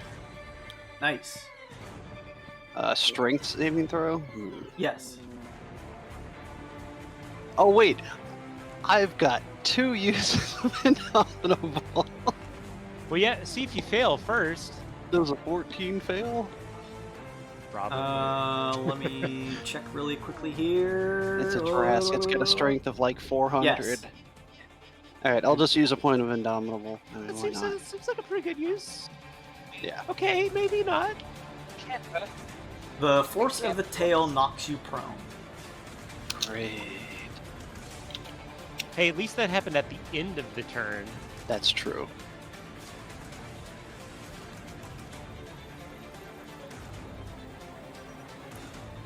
Okay, with that, the Trask is done. So what was that? 5 attacks? Can I have Yeah, everyone that's give fine. me a dexterity saving throw now? Oh fuck! Sun Kong, save Glosse, please. Yeah, I'm gonna use my thing on that. So Aesop, I guess I didn't need to roll. Extremely high. above 20? Yeah. Okay, you're good. Glacé. Critically failed. But Sun Kong. Yes, I'll take it. When You gotta save it. Oh, nice. So, are you using your deflection? Yep. This is how So much I'll it take would it. deal. Oh, actually, hang on. I'm sorry. Let me reduce that and re-roll because of the wall. Nice! Wind wall! 12. 20. Well, I would reduce it by 21 points of damage, so Oh, it does you nothing. easily catch a bolt, Oh. and we'll just say you're able to just kind of quickly just throw it into the crowd, catching one of them right in the chest as they fall back, their eyes graying out and rolling into the back of their heads. Not this time. Rinkaz. Natty 20. Holy shit. We're like Neo over here dodging these arrows. Take I a good swear. boy card.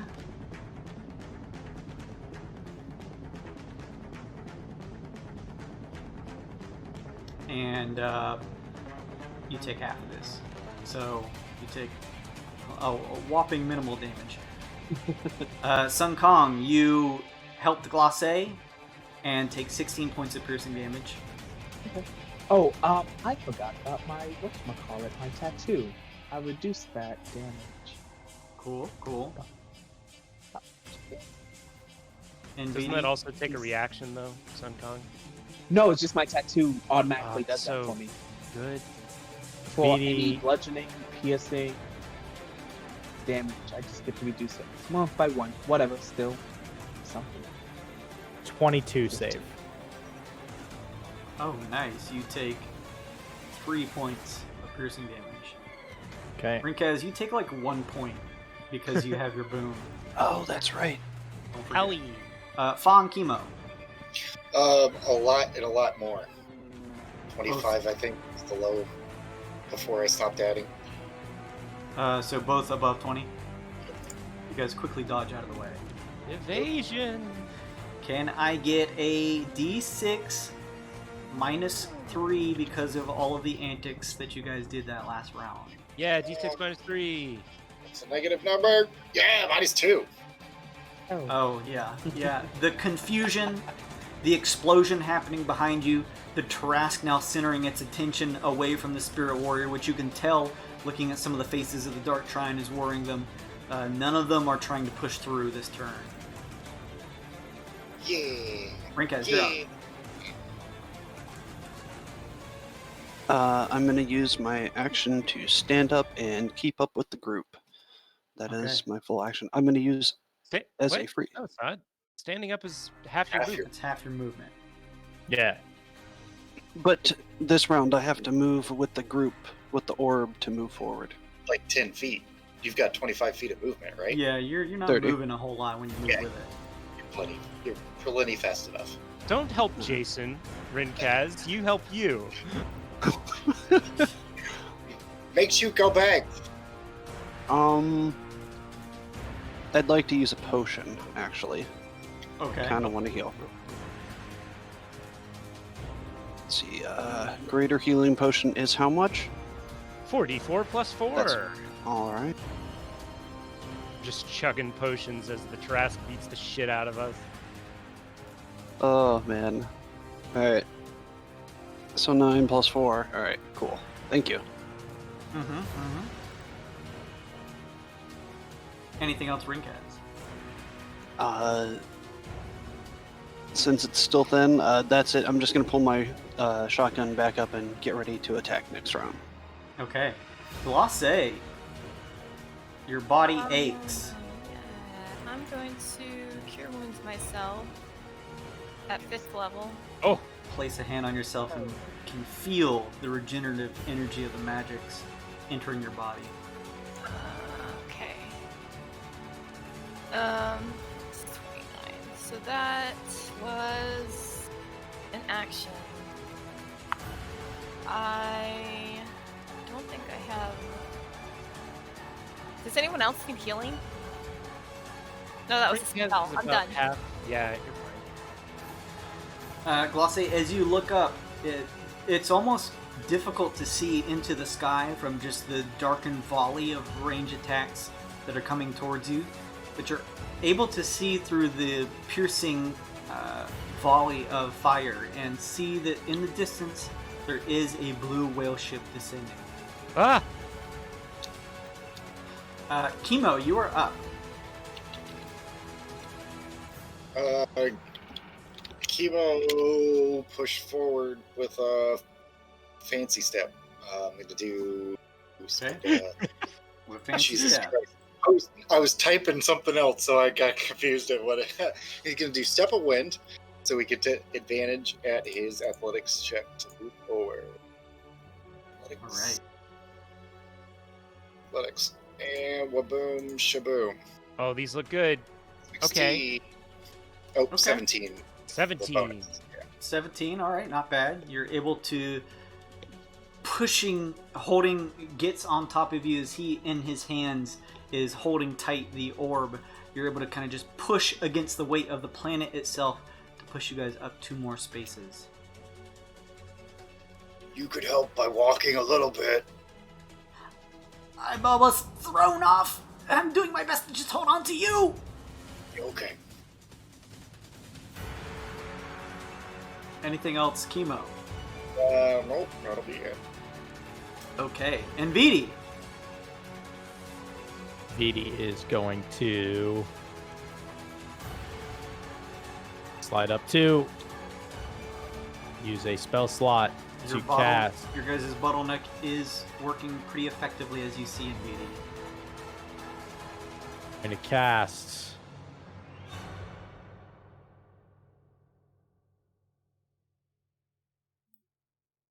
Cure Wounds. Gloss. Nice, nice. Wow, 33. Holy shit! Where's my holy shit sticker? Yeah, give me that. Could make a holy cast sticker for NV. That'd be cool. Gotta keep that fucking wind wall up. Well, I'll say the Mitigating damage. disgusting claw attacks that cut into you feel a little more mitigated from both your magic and Invidi's behind you. Great. You performed for a planet. Now's not the time to fall down. And maintain concentration on that wall. We are moving forward. Pass my turn. Okay. Fa. Fa knows how to end this, and she's going to this way. Excuse me. Hey, Mr. Dumb Trask! What are you doing? It is Why looking in your direction. What are you doing? Peering over the fiery wall. Why did the chicken cross the road? It has to make a DC 17 wisdom save. Or succumb to Tasha's hideous laughter. I looked at Glossy and Rincast. What is she doing? What is she doing? She's telling it a joke. Buddy! It fails, however, And then legendary. uses its But it's legendary resistance. I know. That's how all of my turns end. Is there a boss monster out there? Is caught fighting? Legendary resistance. Motherfucker. Alright. Burning them up.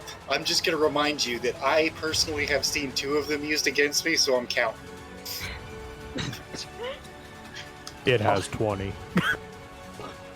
Polly Shore tells the greatest joke ever. It's still Polly Shore. Hey, buddy. What were you doing, Fox? Sorry. What? I told Anything it else? the joke. Do you want to hear the rest of the joke? Is that what you're asking? Because it's pretty good. You're good. You're good. You're good. Okay. Aesop. Hey, I'm gonna fly up to Rinkaz and Mhm. jam a syringe in his brainstem, filled with greater healing potion. Rinkaz, it hurts, but it also feels rejuvenating. So By maybe 15 points, it does, in fact. fair trade-off. Yeah. I'd And feel again, pretty scared if it wasn't Aesop delivering this to you. I mean, he might still feel Maybe, scared yeah, for Aesop. that's true. Same thing, impact bomb. Same thing I've been doing almost every turn. Sure. Kinda 16 to toss it hit. ahead of you. Catches Not a much- couple of them. Not much damage. They have to make dex saves. Have to get or 5 force damage and get pushed away. Let's just take a see. Oh Hey! yeah, connects with quite a few of them. Nice. And I maintain my altitude. That's all. Throw them back a little bit here. Sun Kong. All right.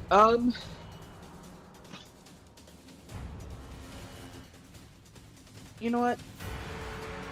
Just for shits and giggles, I have a bomb that Aesop gave me like forever ago. It is a 1d10 fire damage bomb. It does not do anything else. Yeah, I know. I'm gonna just throw it at the trash Hang on a second. Before you throw it, because I want to. X22 turns and says, "How strong are your arms, Sun Kong?" Oh no! I know where this is going. Pretty decent, I think. I would say. Could you throw me?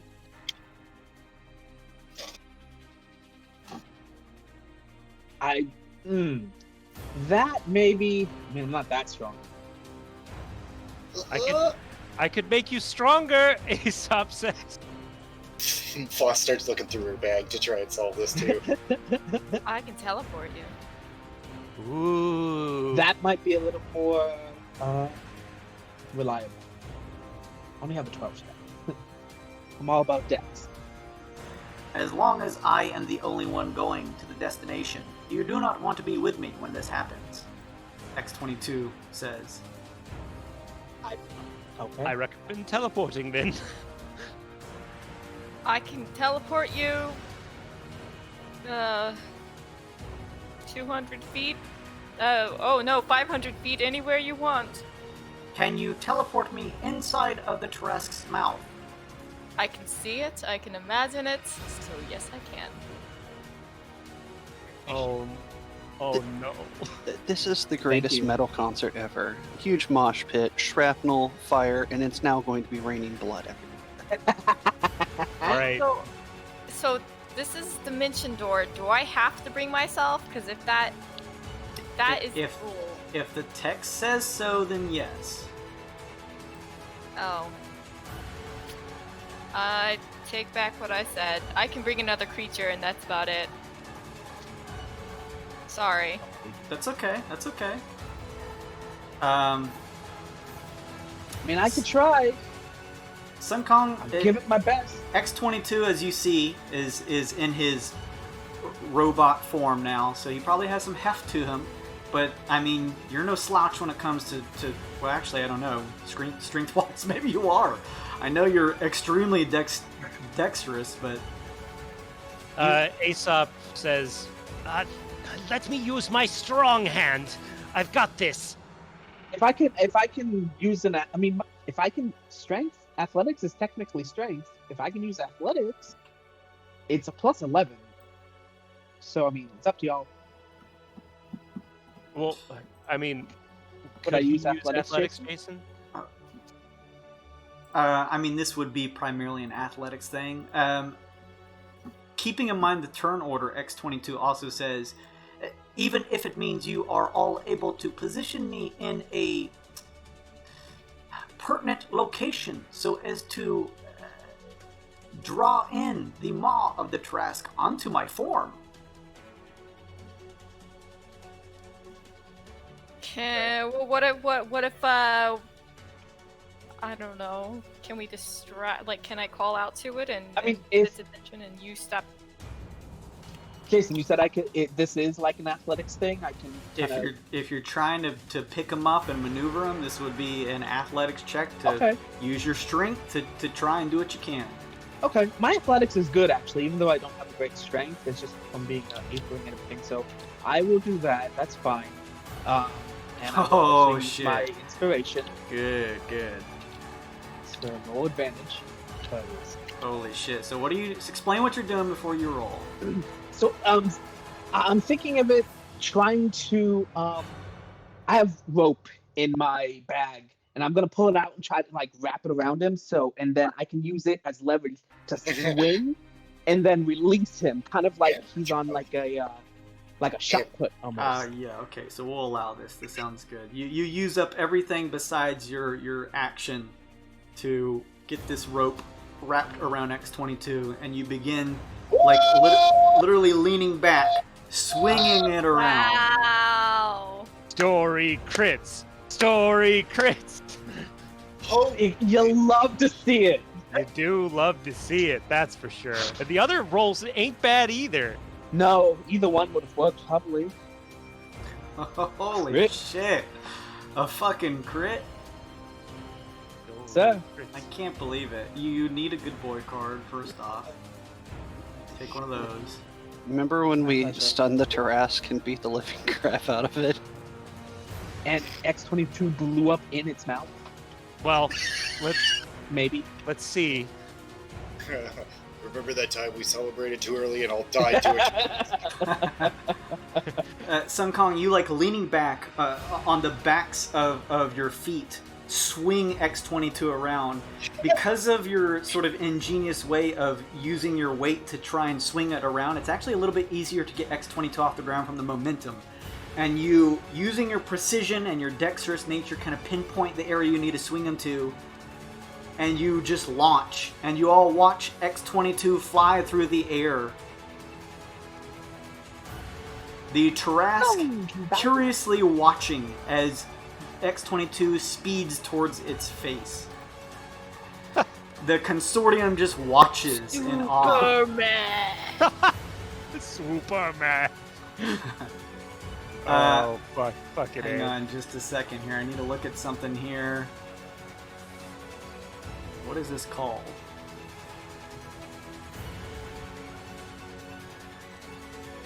This is final word. Oh, jeez. Oh, goodbye, X22. You're a hero. We appreciate your sacrifice. It's all Sun right. Kong, You and the others watch X-22 soar through the air. And on the Tarrasque turn, you just watch as the Tarrasque, well, even with that roll, deftly catches it in its mouth. You hear the crunching sound as it lifts its head up, and you see its tongue sort of fleck X-22, or what's left of him, kind of down into its throat. And please roll me a 1d4. Kapatian. No. Gotcha. Holy All right. shit! We'll take it. Sun Kong. By extension, Kevin. This is clearly nowhere near a legal D&D campaign, so stories may vary, but you can at least tell people when it came to fighting Tarrasque, you somehow whooped ass. Twice. 2 for 2. You- Wow, holy shit. Two- You all watch as there Beginning is and ending. Book ending the season. a flick of the Tarrasque's tongue, and it begins to turn its attention towards you all, and then in a split second, you watch as it opens its maw and a light begins to shine from within it. You just watch as the bass drop of the explosion is heard coming from the mouth of the Tarrasque. You watch as its diaphragm and chest expand with sudden force, and you just watch a spew of blood fly out, like just splashing, like Shining style, against your orb of force. And as you look on the Tarrasque, you can hear the screams and wails as blood is just trickling and pouring from its mouth and even from its eyes. It has taken 400 points of damage. Oh my god. That's 2. That's 2 for 2. Please tell me somebody was recording that. 2 for 2. Yeah, seriously, this would have been one hell of an episode. It is still standing, but screaming in pain. Blood pouring out of its jaws. A number of teeth even knock from its maw. It turns its attention towards you, Sun Kong. And as it attempts to just push through the wall of fire and attempts to just lean down and just push through the orb of force like it did last time, a massive spider-shaped ship Oh, crashes into the side of the that's what happened Tarrasque. last time. We're really good at this. There's a technique to killing these things, you see. Stands up and wipes its mouth You off. always I don't put something inside of its mouth and then ram it with a ship. Noted. 10 out of 10. Everyone Every please time. make a dexterity saving throw as the debris from this massive spider ship, along with the portions of its metal leggings and abdomen, steel abdomen, nearly catch all of you.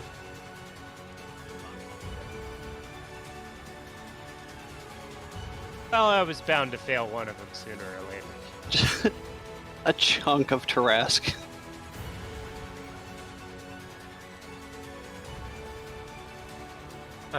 Okay, Aesop. I failed. You take 8 points of bludgeoning damage. It's just shrapnel and pieces of rock from the crash as the ship just kind of like smashes into the Tarrasque, knocking it over, and then does that thing where it kind of slides across the rocky ground. You just see a smear of blood and Dark Tribe members yelling as it kind of just slides across in front of you guys. Neat. Glacé. 18. Oh, pretty good. You take half of Oh. 21 bludgeoning damage. Rinkaz. 18. Okay, you similarly take half of 21. Sun Wasted. Kong. Mine was My con goes down. 26. It's okay. It did what it needed to. With a 26, Sun Kong, you kind of shift out of the way. The wind wall dissipates. Nvidi. 11. Nvidi, you take 18 points of bludgeoning damage. Boss/chemo. 19/24. You guys are safe. You're fine. Actually, no, you're fine. You're fine.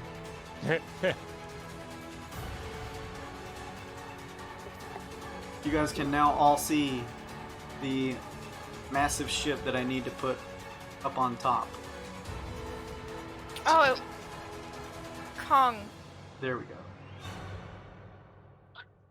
Let's see, 11, 8, 9. No, that's okay. Never mind. Holy shit! Can we climb over it? You guys all are pulling yourselves up. You now see the Tarask has just been knocked over, blood still spewing from the side of it that is leaning out from underneath the spider-like ship. The ship has rolled across the ground. Pieces of it have been pulled off. It looks like it had already taken severe damage on the way down. You watch as it slides across the ground. It has struck a number of Trine forces, taking them out along with it. Fire, smoke pours from the pieces and debris that are its interior in the abdomen.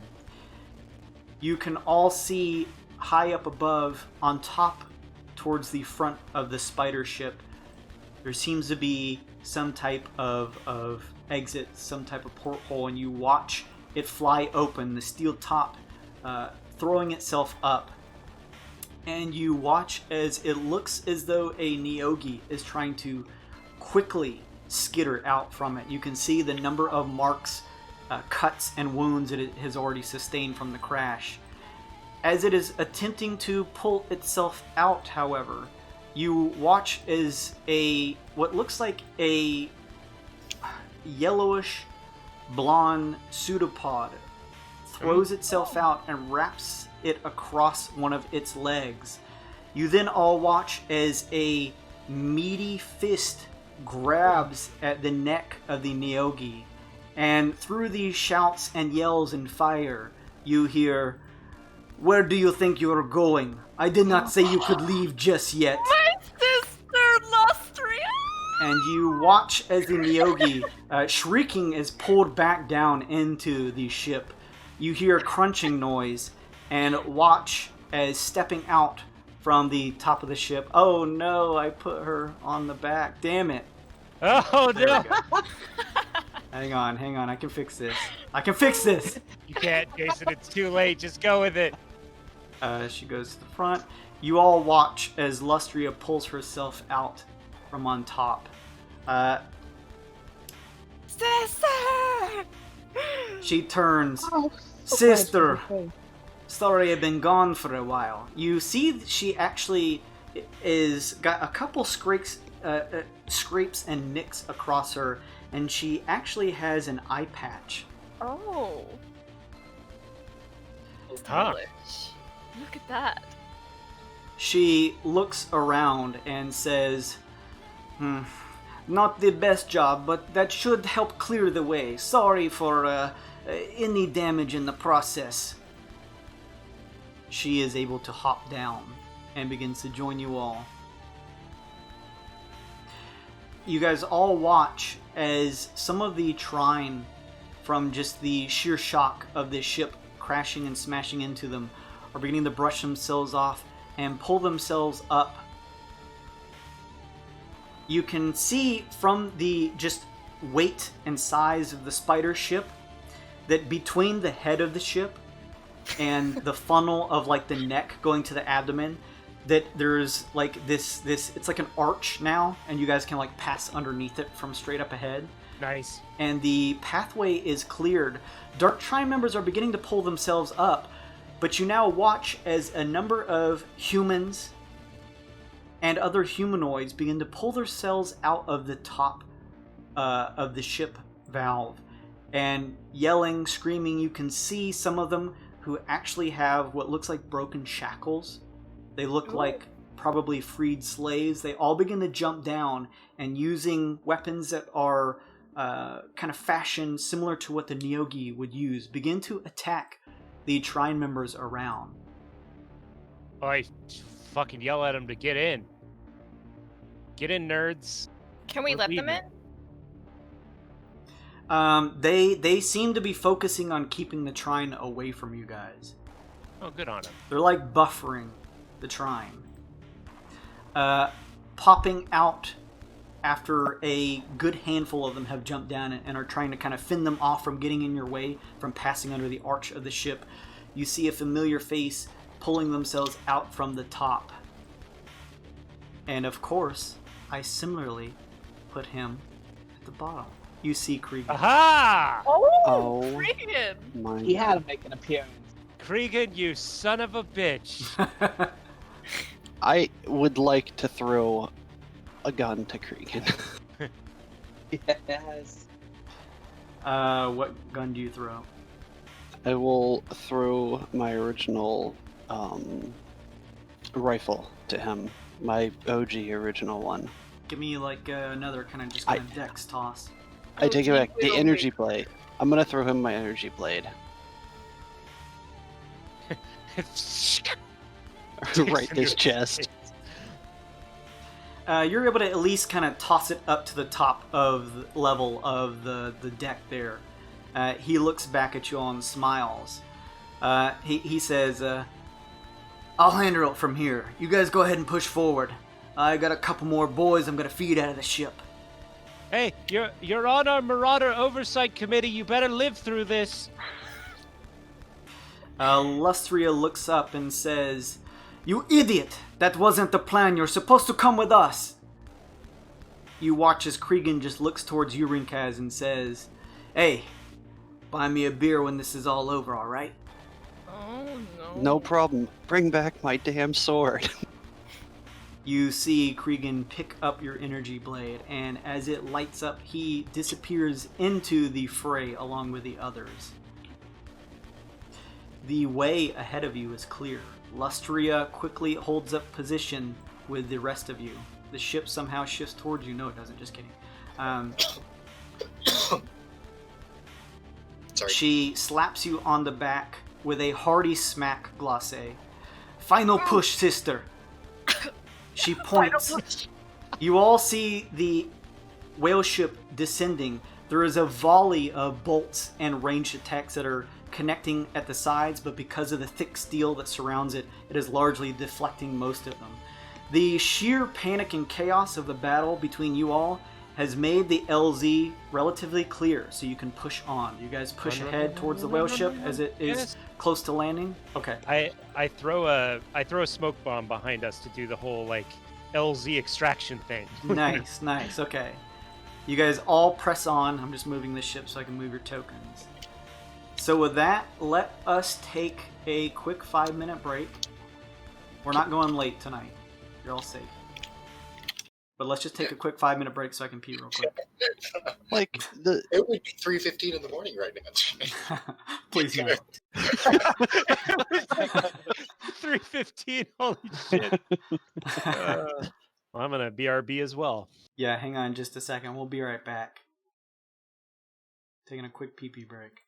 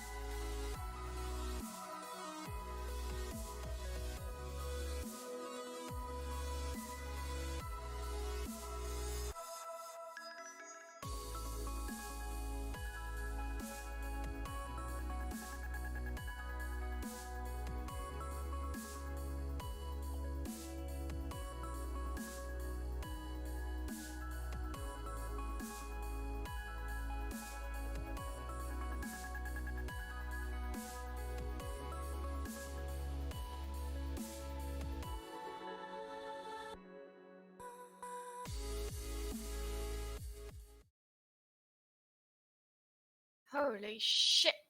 Oh, X22, is he alive? Jason, what's he doing here? Is he dead? Is he alive? What's happening? My heart. Oh, he's gone.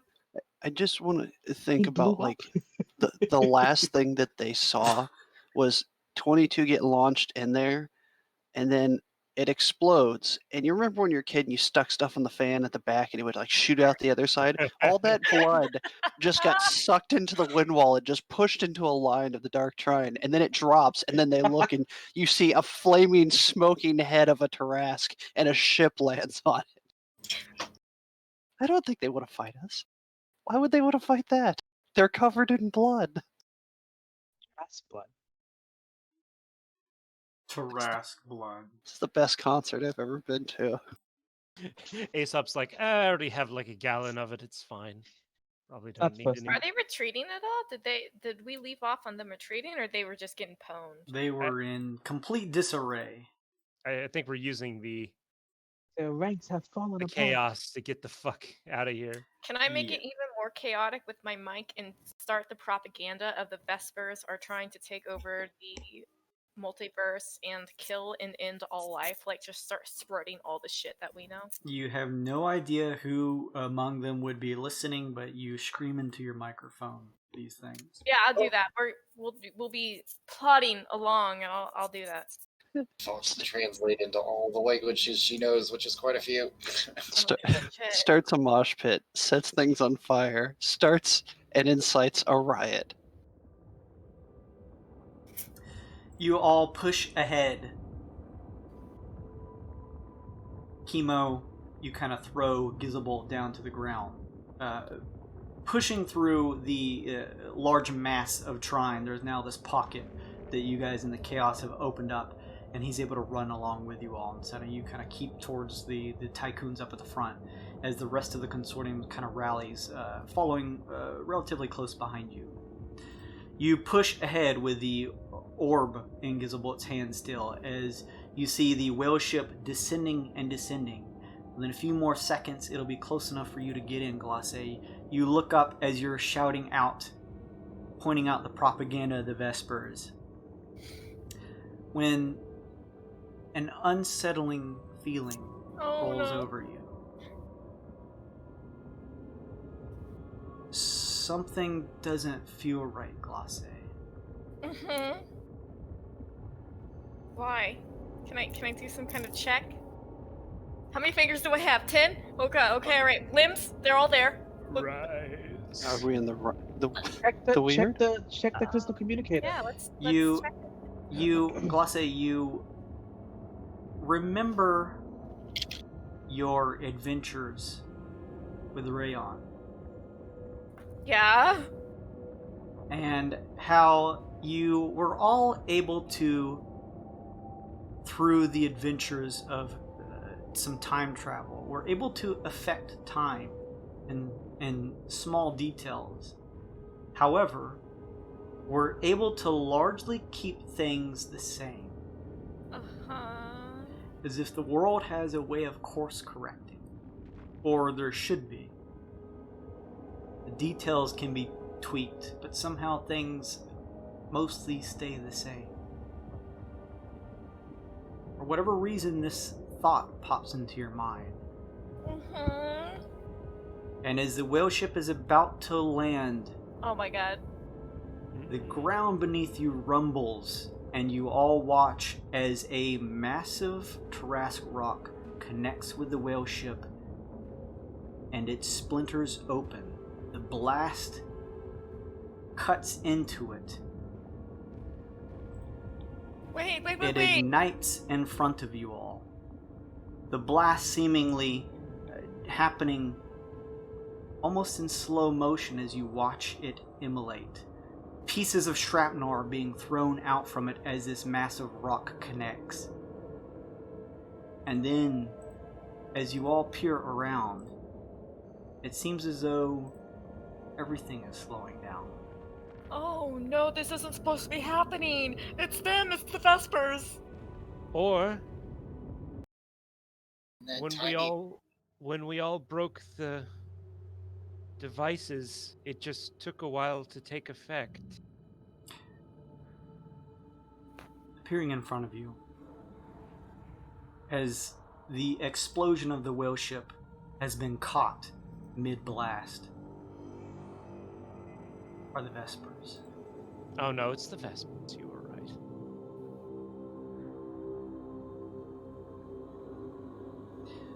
They appear unmoving. The female Vesper is holding out her hand, and in it is your Mimir. You can see behind their group, standing just a few paces in front of you, is Alderman behind in his wheelchair. He stares unblinking towards you all. The female begins to speak, but her lips don't move. You simply hear the words in your minds. I believe it is time we had our own deliberation, she says. The male Vesper, the one in the center, the one that has this certain amount of almost chaotic vigor in his eyes. You see, he doesn't move, he stands unmoving, but you hear his voice in your minds. Why would we waste our time with him? He says. The female Vesper, hand extended, unmoving, with the Mimir in her hands, says, because they are the ones. Tycoons.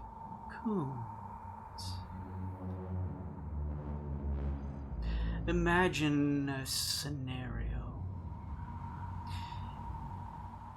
You, the feathery one, Aesop. Yes. As you say this, Aesop, you feel your body unmoving. Oh. It seems as though you are connected telepathically with them. In fact, you all feel your bodies unmoving, as if time even for yourselves has stopped, or something similar. The female continues. Imagine that you are traveling in your spelljammer, and your loved one, friend, family member, whomever, is only moments away from their destruction, no longer able to carry out living. If you continue to spelljam at your speeds, you will reach them and save their lives, allowing them to live. However, you find yourselves all in a perplexing dilemma. In your way is another ship. You do not have time to alter your course, nor do you have time to give them any ample warning.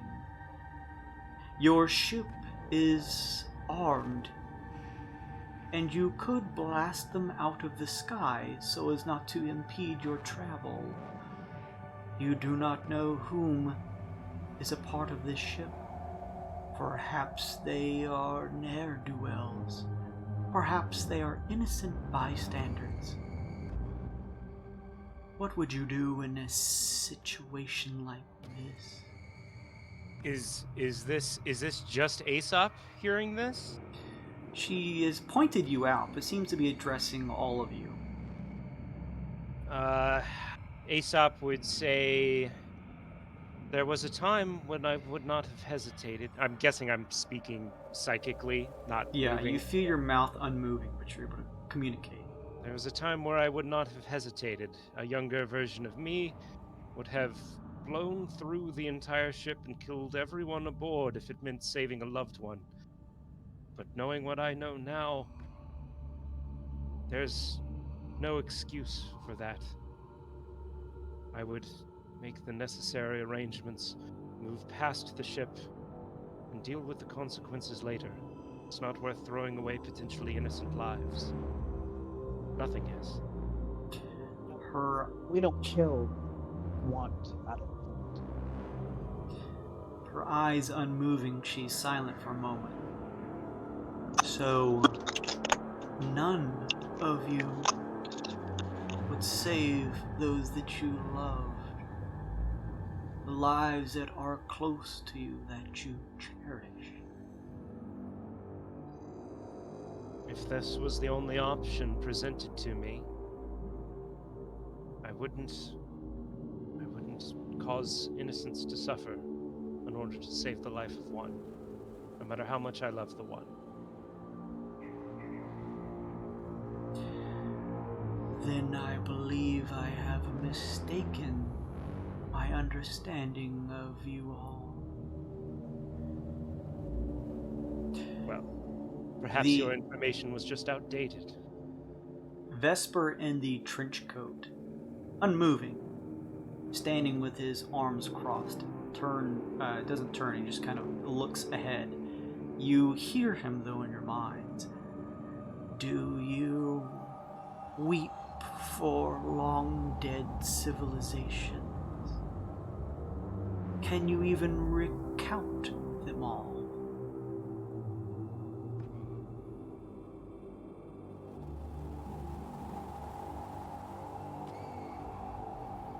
Like the ones in the histories books? No.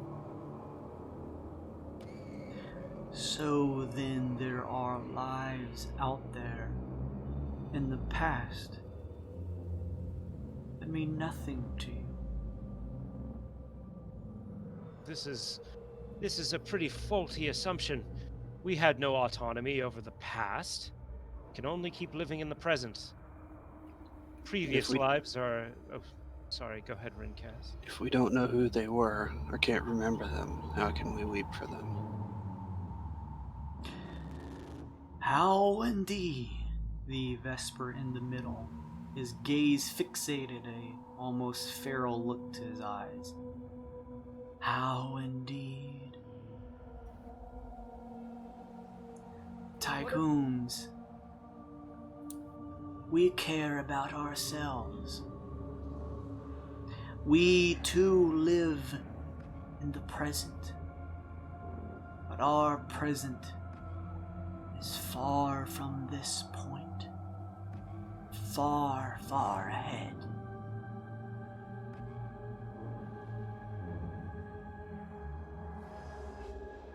Wait, so what? Any point?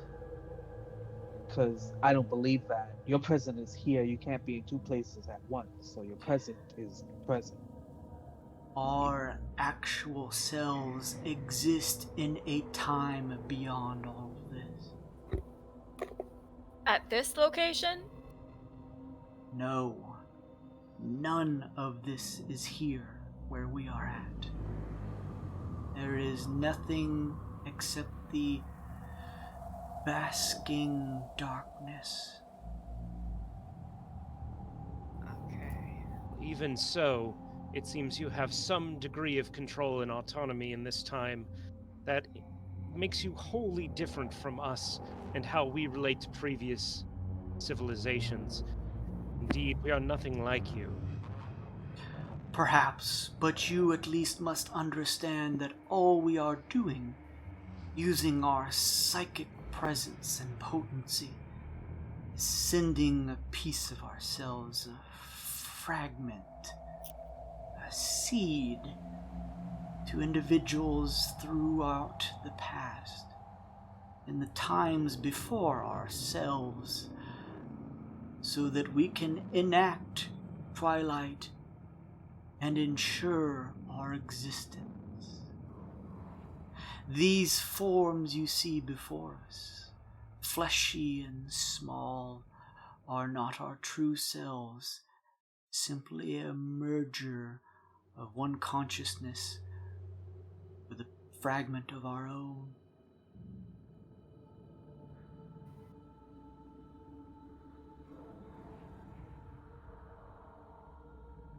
we are not attempting to do any of this out of malice.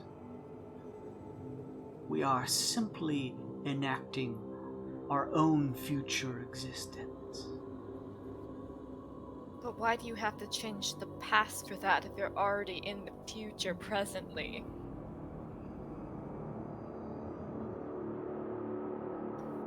Because to do so is to enact our own future. That is the way it must be. We exist out of a paradox. We are born from it.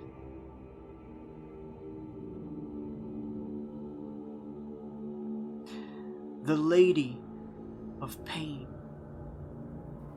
within her house of sigil, the city of doors, would seek to ensure existence of all things continues into perpetuity. With her currently out of the picture, this is our shining moment to enact our plans, to ensure that we are born from what comes after.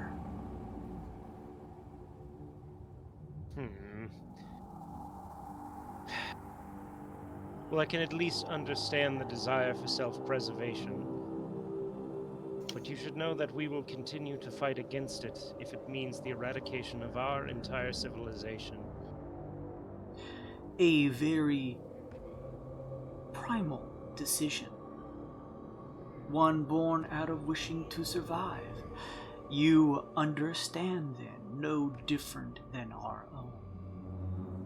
If that's what it boils down to, then yes. If me removing myself from the equation removes you 5, I'd gladly do it right now. How many of you are there? The ones you see before you are those of us in this current time. Though we have sent many mind seeds throughout the past and the future, we have enacted the end of all things on a multiversal scale many times. And is that the Twilight? Twilight is an interesting concept. You hear the woman in your minds. She seems to address you, Rinkaz. We do not wish for you to end yourselves. In fact, those of you who came from Sigil were our original hosts that we wished to inhabit. However, it appears after the events that took place there that the Lady of Pain saw to it that she would place protections on your physical forms such that we could not implant our seeds within you. Gross. What was that purple gem? A alternative means. The lady's presence and view expands far within Sigil's realm.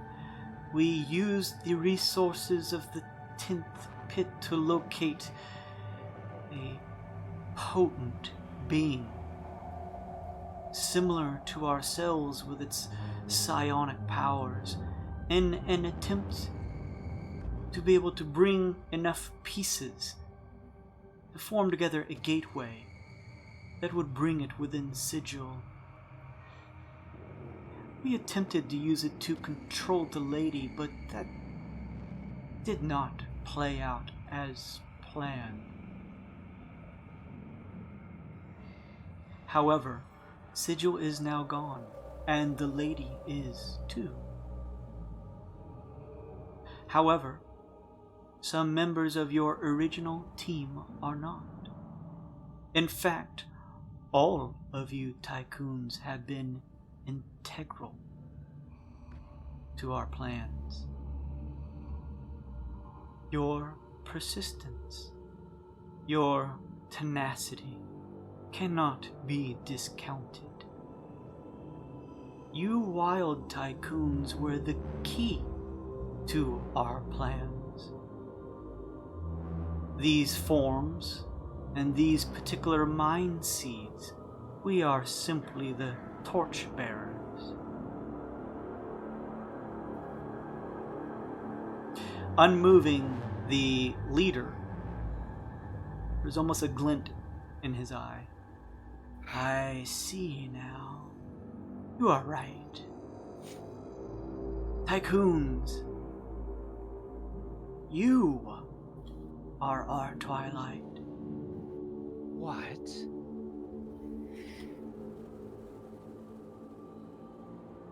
The female speaks. Before us exists two possibilities, two pathways for us Vespers, as you call us, to enact the end of all things. We find it only fitting that we allow you to make the choice of which one.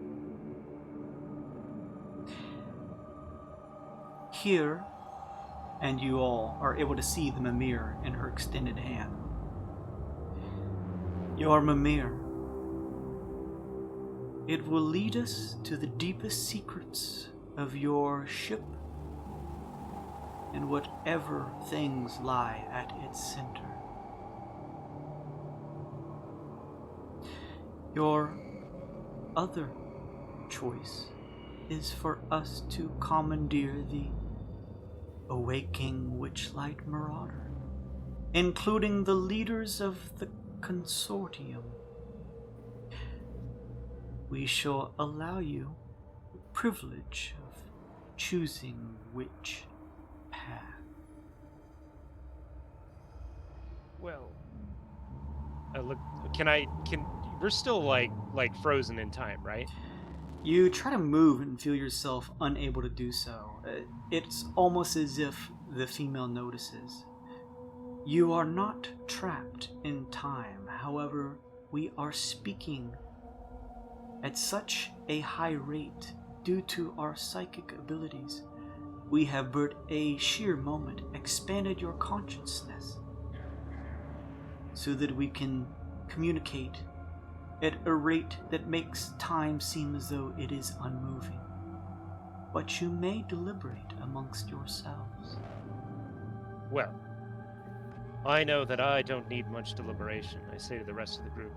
We're the Wyld Tycoons. Before the ship, we'd be the Wyld Tycoons without the ship.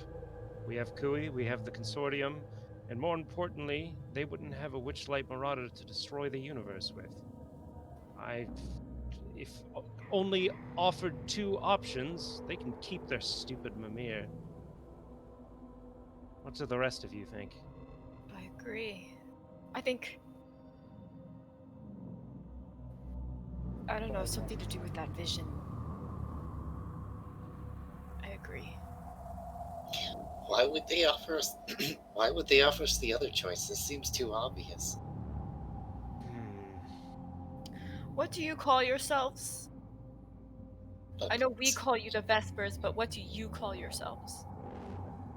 The Vespers is an adequate name if there was going to be a title to us. And there can't be just two options. There's gotta be a whole bunch of options. If you're going to the past, anything can happen, right? There have been many options. We are presenting the two current ones that we have in this current time. And what if we don't choose? Then we will remain here until you do so. Doesn't seem like a fitting end for anything. Do we sit here for eternity and nothing happens? Until we get bored. I was bored a long time ago. In which case, we will simply take both. We are Right. offering you the choice to choose your own destruction.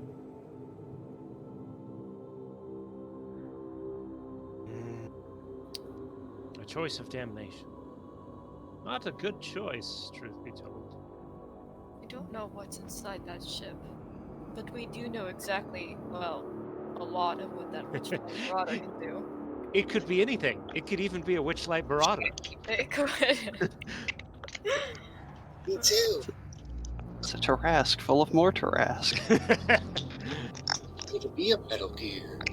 Well, I can only make a scientific decision based on the information that I have presented for me. And in that scenario, it seems pretty clear what the right answer is.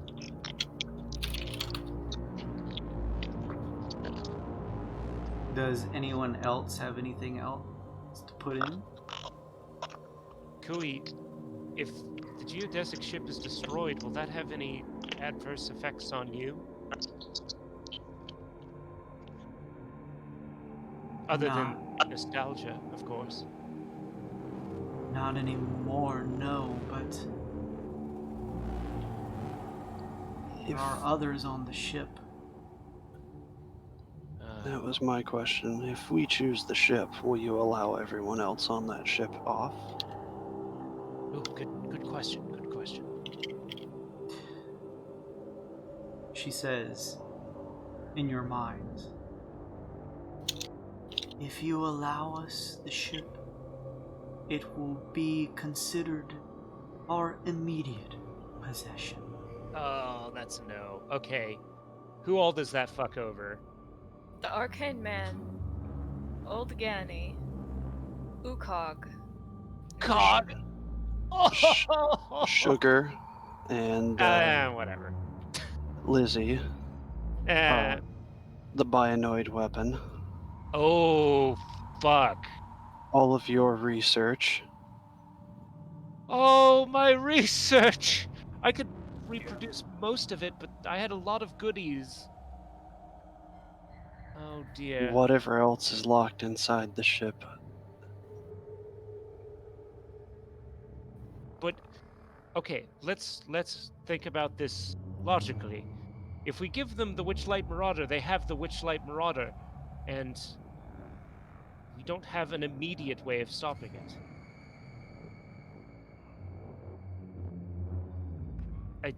I think we have to let them keep the Mimir. Yeah, Can we always- can't let them take the It's a hard consortium and decision. the Witchlight. We can't let them take the consortium and the Witchlight. That's everything. We can't. Sun Kong, you're a better man than I am, for sure. Is there a way we can get our people off She just the said ship? that, No, she I just missed said that if we chose the ship, that it'd be their property immediately. So that seemed to indicate that they weren't gonna do that. Which is it certainly makes this a harder choice than it was originally. I have faith in the Arcane Man. Yeah, I mean, we can save them. I guess so. I mean, everyone else is able to teleport onto our ship. We can figure out a way. But I mean, the Witchlight Marauder, I mean, there's no way to destroy it, but we just blew up a Tarask again. There has to be a way. We saw the original one eat an entire ring. We were completely helpless against it. With the ship, there's a good chance that it will take them a good amount of time to unravel all of its secrets anyway, even with the Mimir. I think the choice is clear, and we should let them know. We hear all of your thoughts. Oh, good, great, glad. Oh, I hope you can hear all of my thoughts right now, because I got a lot to share with you.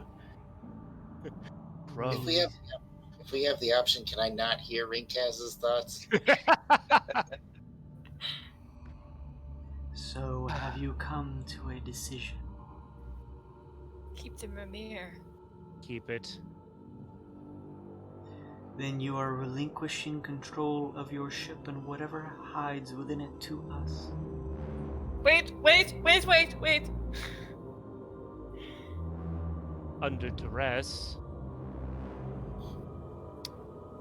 Everyone, the Mimir. Our goal was to get that back. That was our goal. Wait, Right. to where? To get it back from the Vespers. Well, yeah, but From the arcane man. our goal is also to make sure that the Witchlight Marauder doesn't destroy the universe too. But I'm sure it can't do it overnight. Oof. Oof. Oof, goof. Do The Vespers, if they have the Mimir, they have control over the Lady of Pain, right?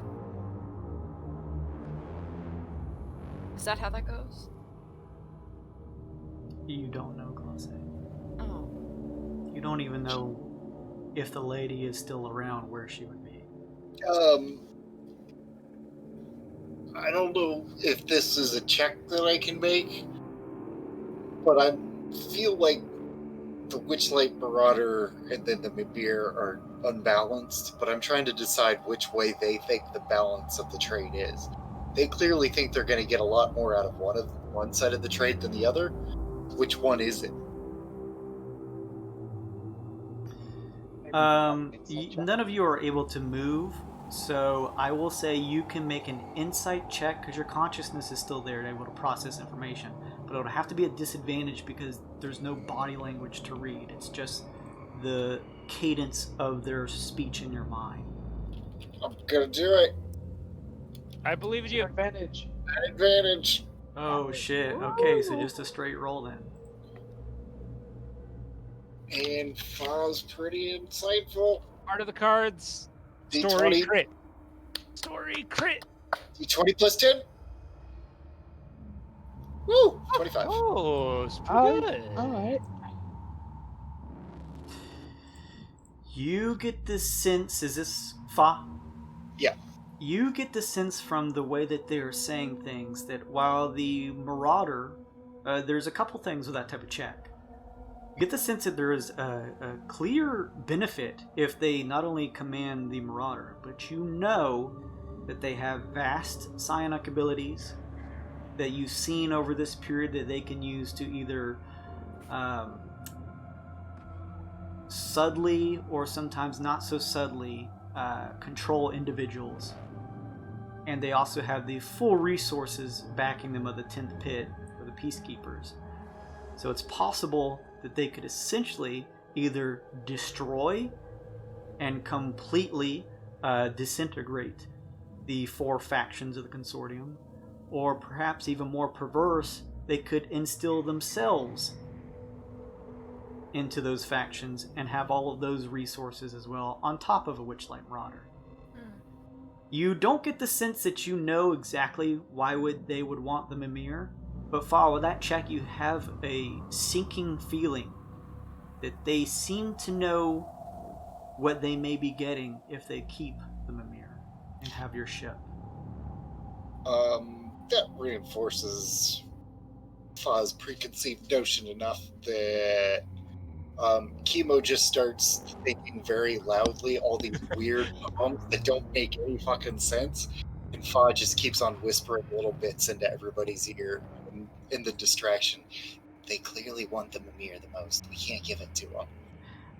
Fa, you are completely able to do so. Just know that you are doing this telepathically, so all of them can hear this too. Sure. I still think that the alternative is such a doomsday scenario that I can't imagine having we had the power to change something a long time ago, remember? We had the power. We didn't have that power. We were put in a situation where we had the power, and we did our best to keep everything nice and the way we remembered it. Follow your legacy, your ties to the lady, or devote yourselves to the safety and well-being of a plane you have made home. I destroyed Sigil. I had a hand in that. I'm going to stick with the lady. I think we should stick with the Mimir. Yep. I am- Kind of tells me that too now. I'm still against it, but if I am outvoted, then so be it. We're trying to make the move they don't want us to make, not the one that we want to make. I understand the strategy. I'm just saying that on face value, I think that the choice that you are proposing is going to cause the most overall harm to the universe. That's what I think, and that's why I'm not going to try to convince you one way or the other. I'm just saying that if we are putting it to a vote, my vote is to let them have the Mimir. I think we stand a fighting chance with the Mimir. That's a fair point, like I said. So that's 3 votes for keeping the mirror, and 1 vote for keeping the Marauder. What do Nvidia and Renkaz vote? Or I guess Kimo gets a vote too. Kimo and Fa are the same vote. That's not Okay. bad. Okay. Fa and Kimo are arguing. Yeah. Kyle, Again. have a conversation with yourself. Role player. I don't know how to oppose myself. I'm just kidding. On the spot. That's a good point though, Luke. What do you the last of you guys think? Any dissension? You going? What's your path? Alderman. Alderman is unmoving in his wheelchair, but seems to be eyeing you and BD. How did you get here? I unfortunately was called to do so by the Vespers. They have liquidated my position, seeing as they can now handle the responsibility. So they caught you and you didn't get away? Yes.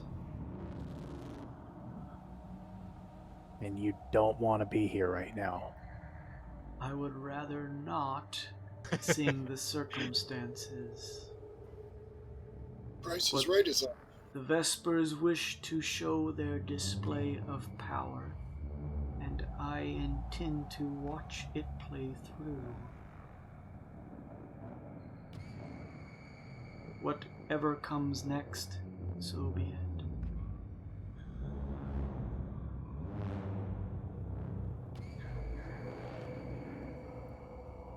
What about Have you, I- Renkaz? Have I made this choice before? Ooh, that's a good question. During my time watching over you, you have made many difficult decisions, though I would likely say this probably ranks as one of the most important. But you, although you may not remember, are no stranger to being put in difficult spots. These spots, in my personal opinion, are where you shine the most. I cannot sway you either way. You are part of the Tycoons. You must make this decision yourselves. Thank you. I personally think that we all set out on this journey together to be damned with our past.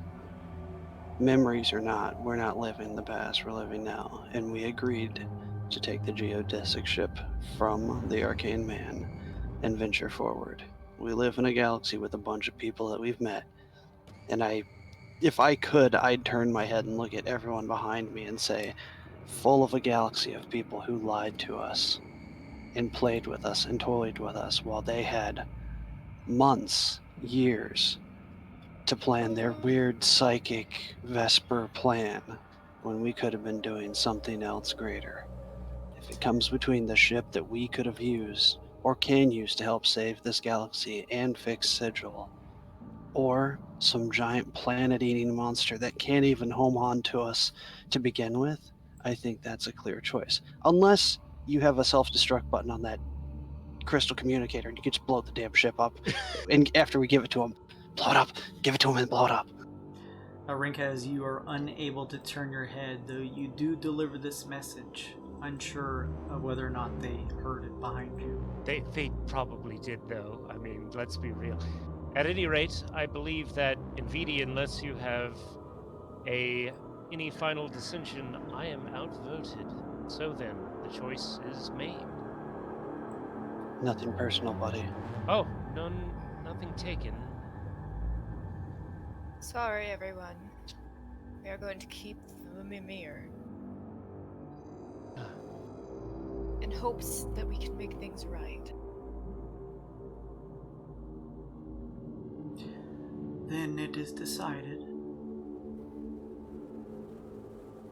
Yes. Very well. As she finishes saying this, everyone's bodies lurches, as if motion has returned. You hear the crunch and almost continued sound of the explosion of the whale ship in the background. The female Vesper steps up to you, Glace, and hands out the Mimir. Do you take it? Yeah. She opens up her other hand and says, "Thank you, Tycoons. You have been a great benefit to us." And you see in her hand a glowing gold orb. Everyone make a Constitution saving throw. I've got one charge of Indomitable left. Oh boy. Well. Yeah, that's about right. I'm going to use my last point of luck for the night. I guess I'll use this. I don't think it's going to make a difference, but it's going to go away if I don't use it anyway. Oh yeah, I'll use mine as well. Oh, damn it, never mind. Well, it's a 9. I'm guessing I am not going to overcome a cosmic entity with a 9. Who here got above a 25? Rinkaz. Me. Anybody else? No. You all feel, besides Rinkaz, your senses darkening. Rinkaz, you turn to look around. Sorry, I didn't realize I was on mute. You and Sun Kong turn to look around and see the consortium confused looking ahead, kind of gathering themselves. And you are looking at your teammates as they are beginning to almost be covered in what looks like golden sphere. You've seen it before. It looks like they're attempting to send them to one of their reclamation towers. However, before this completes, there is a sense in the air. Something comes from behind the Vespers. Something that feels like words but doesn't sound like words. Your visions bend, and in VD you know what is happening. Alderman is saying a word from the language primeval. As your vision blurs and you feel as though you are going to be trapped again in one of the towers of the Peacekeepers, the Vespers look slightly for the first time distraught as they appear to be unable to move. All of you who are beginning to feel fuzzy, your visions fading, are freed from the orbs.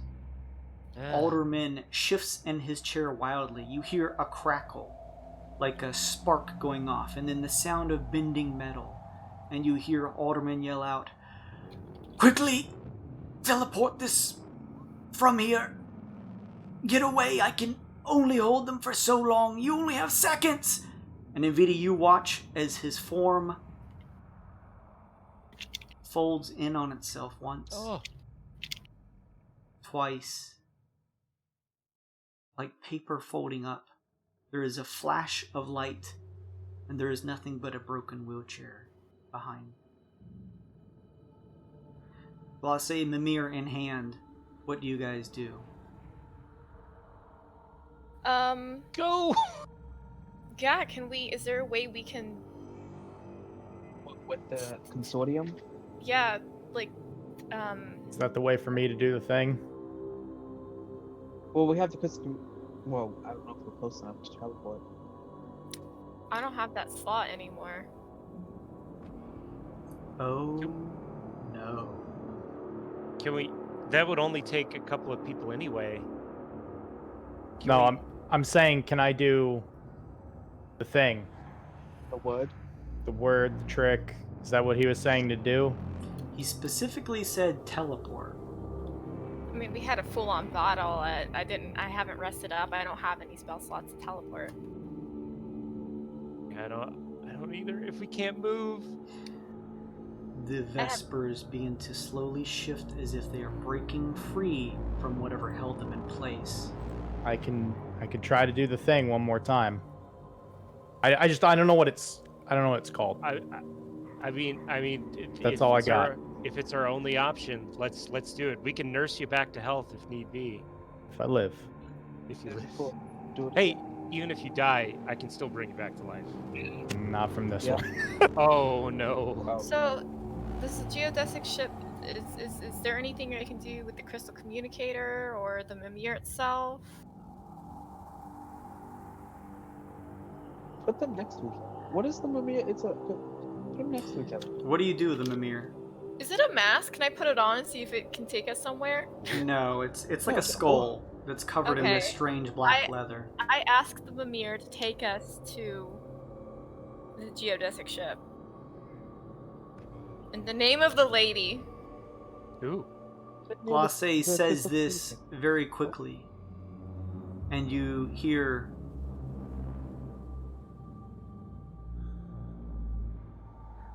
affirmative. Huh. Good thinking. Why didn't we talk to it before? We did a couple of tried. times. there is a flash, and you all vanish from this spot. And kill the Vespers. You can kill the Vespers. Also kill the Vespers. I did not die for something like that.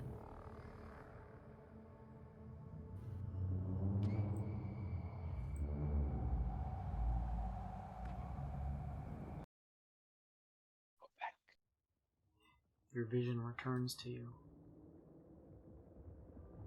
You all look around and see yourselves standing in mission control. Old Ganny, Ukog, and Lizzie standing, seeing you excited. You all turn to see Lustria and Kui behind you, and no one else. Yeah, that's about right. Alright, we need to get the Arcane Man and we need to get going to the Lady of Pain. If she's the one who, if she could help stop them, maybe slow them down at least. The Mimir, Glacé, begins to shift up, floating in the air. We just sacrificed a whole bunch for you. You better do something useful for us. It did just save our lives. Right, but now you better save the entire place that we just sacrificed. Yeah, That- no free rides. You gotta earn your keep, skull thing. Connection established.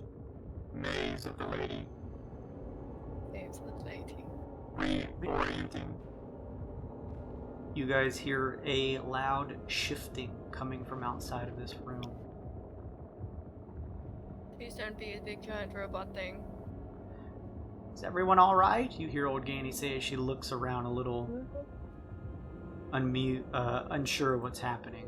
That's a little hard to define. I mean, we're not dead right now, but we gotta do stuff. Foss says as she's running across the room. What she said.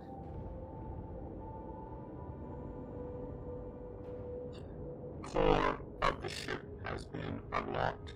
Present key to enter. The Mimir Is it- says. Key? It said? Didn't catch most of that. Could it mean the crystal communicator? That's kind of the key to get on the ship. Here, take it. You hear Kui say, I think it's me. What? Wait, okay, before we give you the key, what are you gonna do to the key? Is it gonna hurt the key, and will the key be returned back to us in one piece? Present the key to unlock the room and enter. Security measures will be removed. Oh, Jason, it's breaking up every few words, so it's hard to hear what the Mimir is saying. How's this? A little better? Yeah. Okay. It says security measures will be deactivated while presenting the key. I guess that does that sound right? The arcane man did say that I was a key to the ship. I just never meant or thought that it was literal. Well, he didn't say that you would get hurt at all, or that you would be sacrificed, so I feel like that's something important that he would say if that was something that would happen. Present. Oracle. Yeah, present seems to imply that you're just presenting. I mean, security measures. The doors on this thing doesn't work anyways. There's no locks, so I don't know what security it's talking about. Tell him Maybe- though if he take his clothes off. Well, if we head to the elevator, maybe that'll take us there, she says. Connects all the rooms together. Let's all Alright. get on the elevator. Thank you, Ember Flux, for following. That's really nice of you. Oops. I instinctively pull my revolver and keep it at my side. Which one of us are you gonna shoot this time? Watch out! It's an elevator, Chemo. God. Gone. Fucking hilarious. You hear the loud sound of shifting happening from outside of these walls.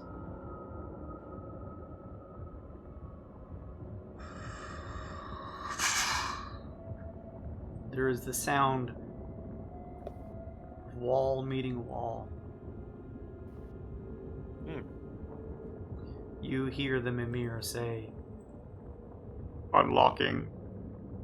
You may now enter the core."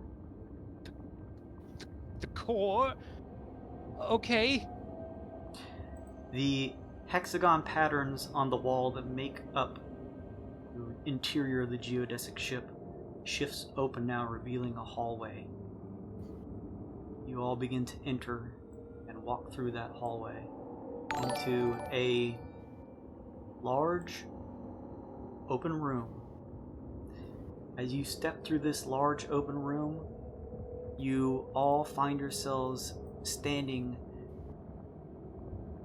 in a pretty large sized room, and I'll reveal it in just a second. As you peer around, you see a interesting looking black or marble centerpiece to this room. It looks as though it is some type of architecture, almost like a pillar. A large rectangular piece rises up and becomes less wide as it rises. It kind of shrinks, capping off at the top of the flat surface. Surrounding it at four sides it's difficult to tell this type of material. It looks almost like black marble, but seems off somehow, like it's an unknown material or make. Are the statuesque versions standing at almost attention, like a foot or so higher than each of you, of four skeletons in robes standing at the four corners of this like obelisk. Jason, should we be seeing something? I'll reveal in just a second. Okay, sorry. Theater, that's okay. Yeah, sorry. There is a figure floating next to it. This figure is tall, slender. It's humanoid in shape, wearing relatively normal attire. Flashy, colorful, I should say, but normal, like a vest and shirt underneath with some baggy pants. Its skin is sun-kissed. It has the face of an older man, and the frizzy white hair that puffs up that is relatively transparent. However, it floats above the ground some feet. Behind the obelisk, this black obelisk, towering some 11, 12 feet high, nearly the top of the room here. Even though it is behind this area that you can all see, it is still unmistakable. Because in front of you, you all see, along with the other items in this room, hang on just a second here, the Lady of Pain. Oh. Nice. He's been in the ship the whole time. And if we gave that mirror to the Vespers, but they wouldn't have had Kui. Huh. True. Indeed. As you all stare at the mask of the lady, blades extending out of it, this long, elegant, dark maroon robe that just seems to extend on, but floats just a few feet above the ground. You are unable to see any feet underneath. She floats similar to the being next to her. That is where we will end Season 2. Oh man, There's just a god in our ship in BD. I had a slew of things to just start yelling at her. The lady or the Vesper? Her. Maybe let's not yell at the lady till we figure out. I've got my revolver at my side. I know what I want to say. No. No shooting the lady. We've Not bowed yet, at down. least. So, Well, did you guys huh. have fun? Well, that was quite a choice at the end. We debated that for a very long Yeah. time. Not that long. We almost made the opposite decision. Yeah, though. we did. I was like so We were on board like with not seconds doing away. that. Hey, We that's, really that's, were. that's Aesop, man. He's just gonna take the most numerical, dry, scientific approach to everything. It seemed too numerically balanced. Yeah. Balanced in one direction. That was, Yeah. He's not gonna bet on a what if, but yeah. I mean, we have the lady, I guess. That's You have- something. Have all made it back to the ship with Kui and Lustria in tow. However, despite making this discovery at the core of your ship, you are all still unsure what the ultimate fate of the Witchlight Marauder and the heads of each of the consortium factions is. Oh, it's not good. I'm gathering. Well, yeah. I mean, look at the choices we have here. Oh, a creepy god who made us do things that we didn't want to do in the past. A group of people that doesn't want us to do things and do things to make their existence and destroy everyone else. And a galaxy, again, full of people who made us guinea pigs. Did the lady make us do stuff? I mean, I thought we were being controlled by the Vespers even then. Yeah. No, you're right, Glace. The lady's the one that's like, fuck, Sigil's gonna fucking explode, let me do something, you know? Like, she had to do something.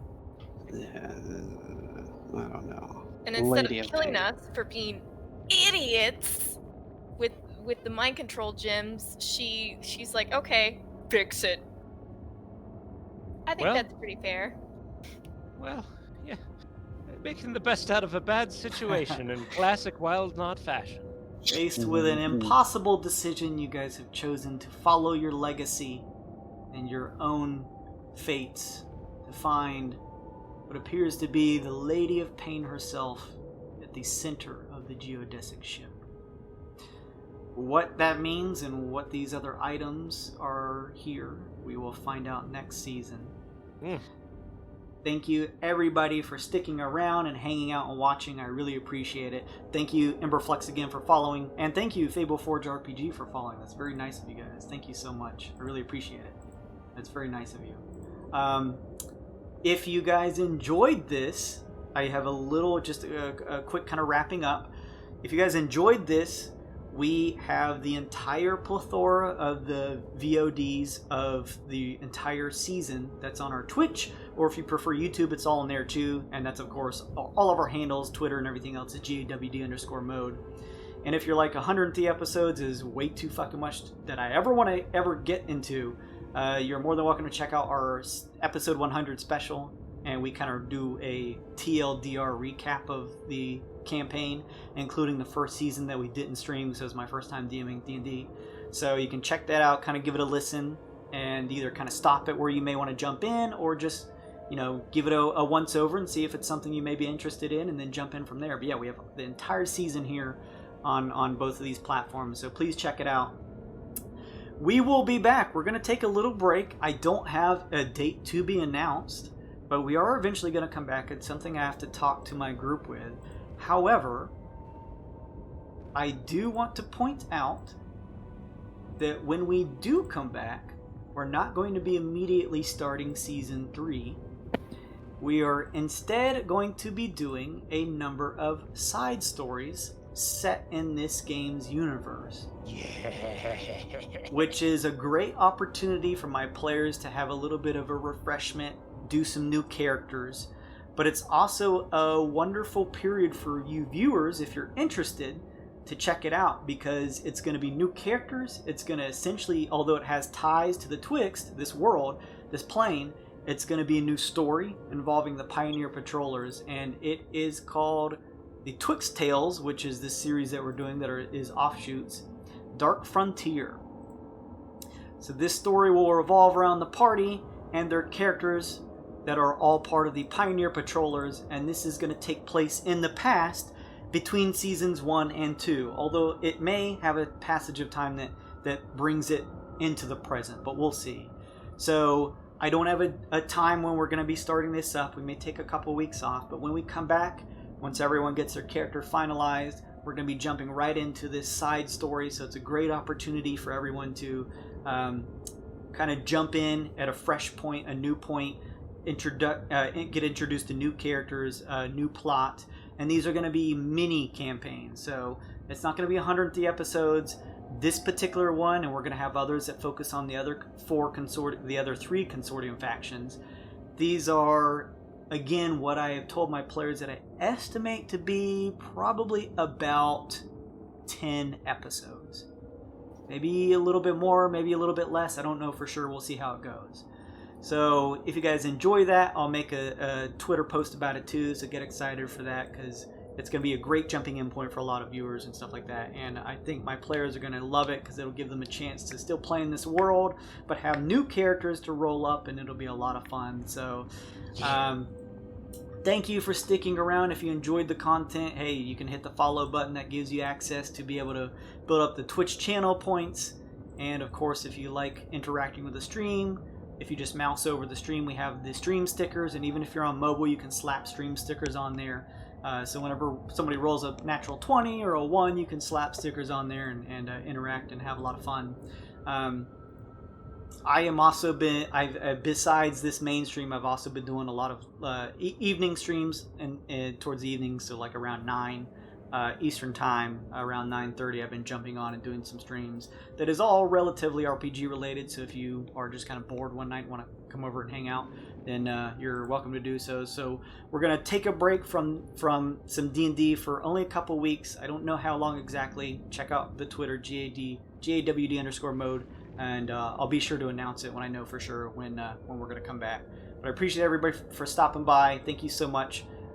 It's really awesome for those of you who follow us. That's so cool. Thank you. I really appreciate it. We're going to get out of here. Thank you so much, everybody. I guess I'll see you guys tomorrow, but for all my players, we'll see you soon. We'll see you in a little while. Goodbye, everybody. Want to make Goodbye.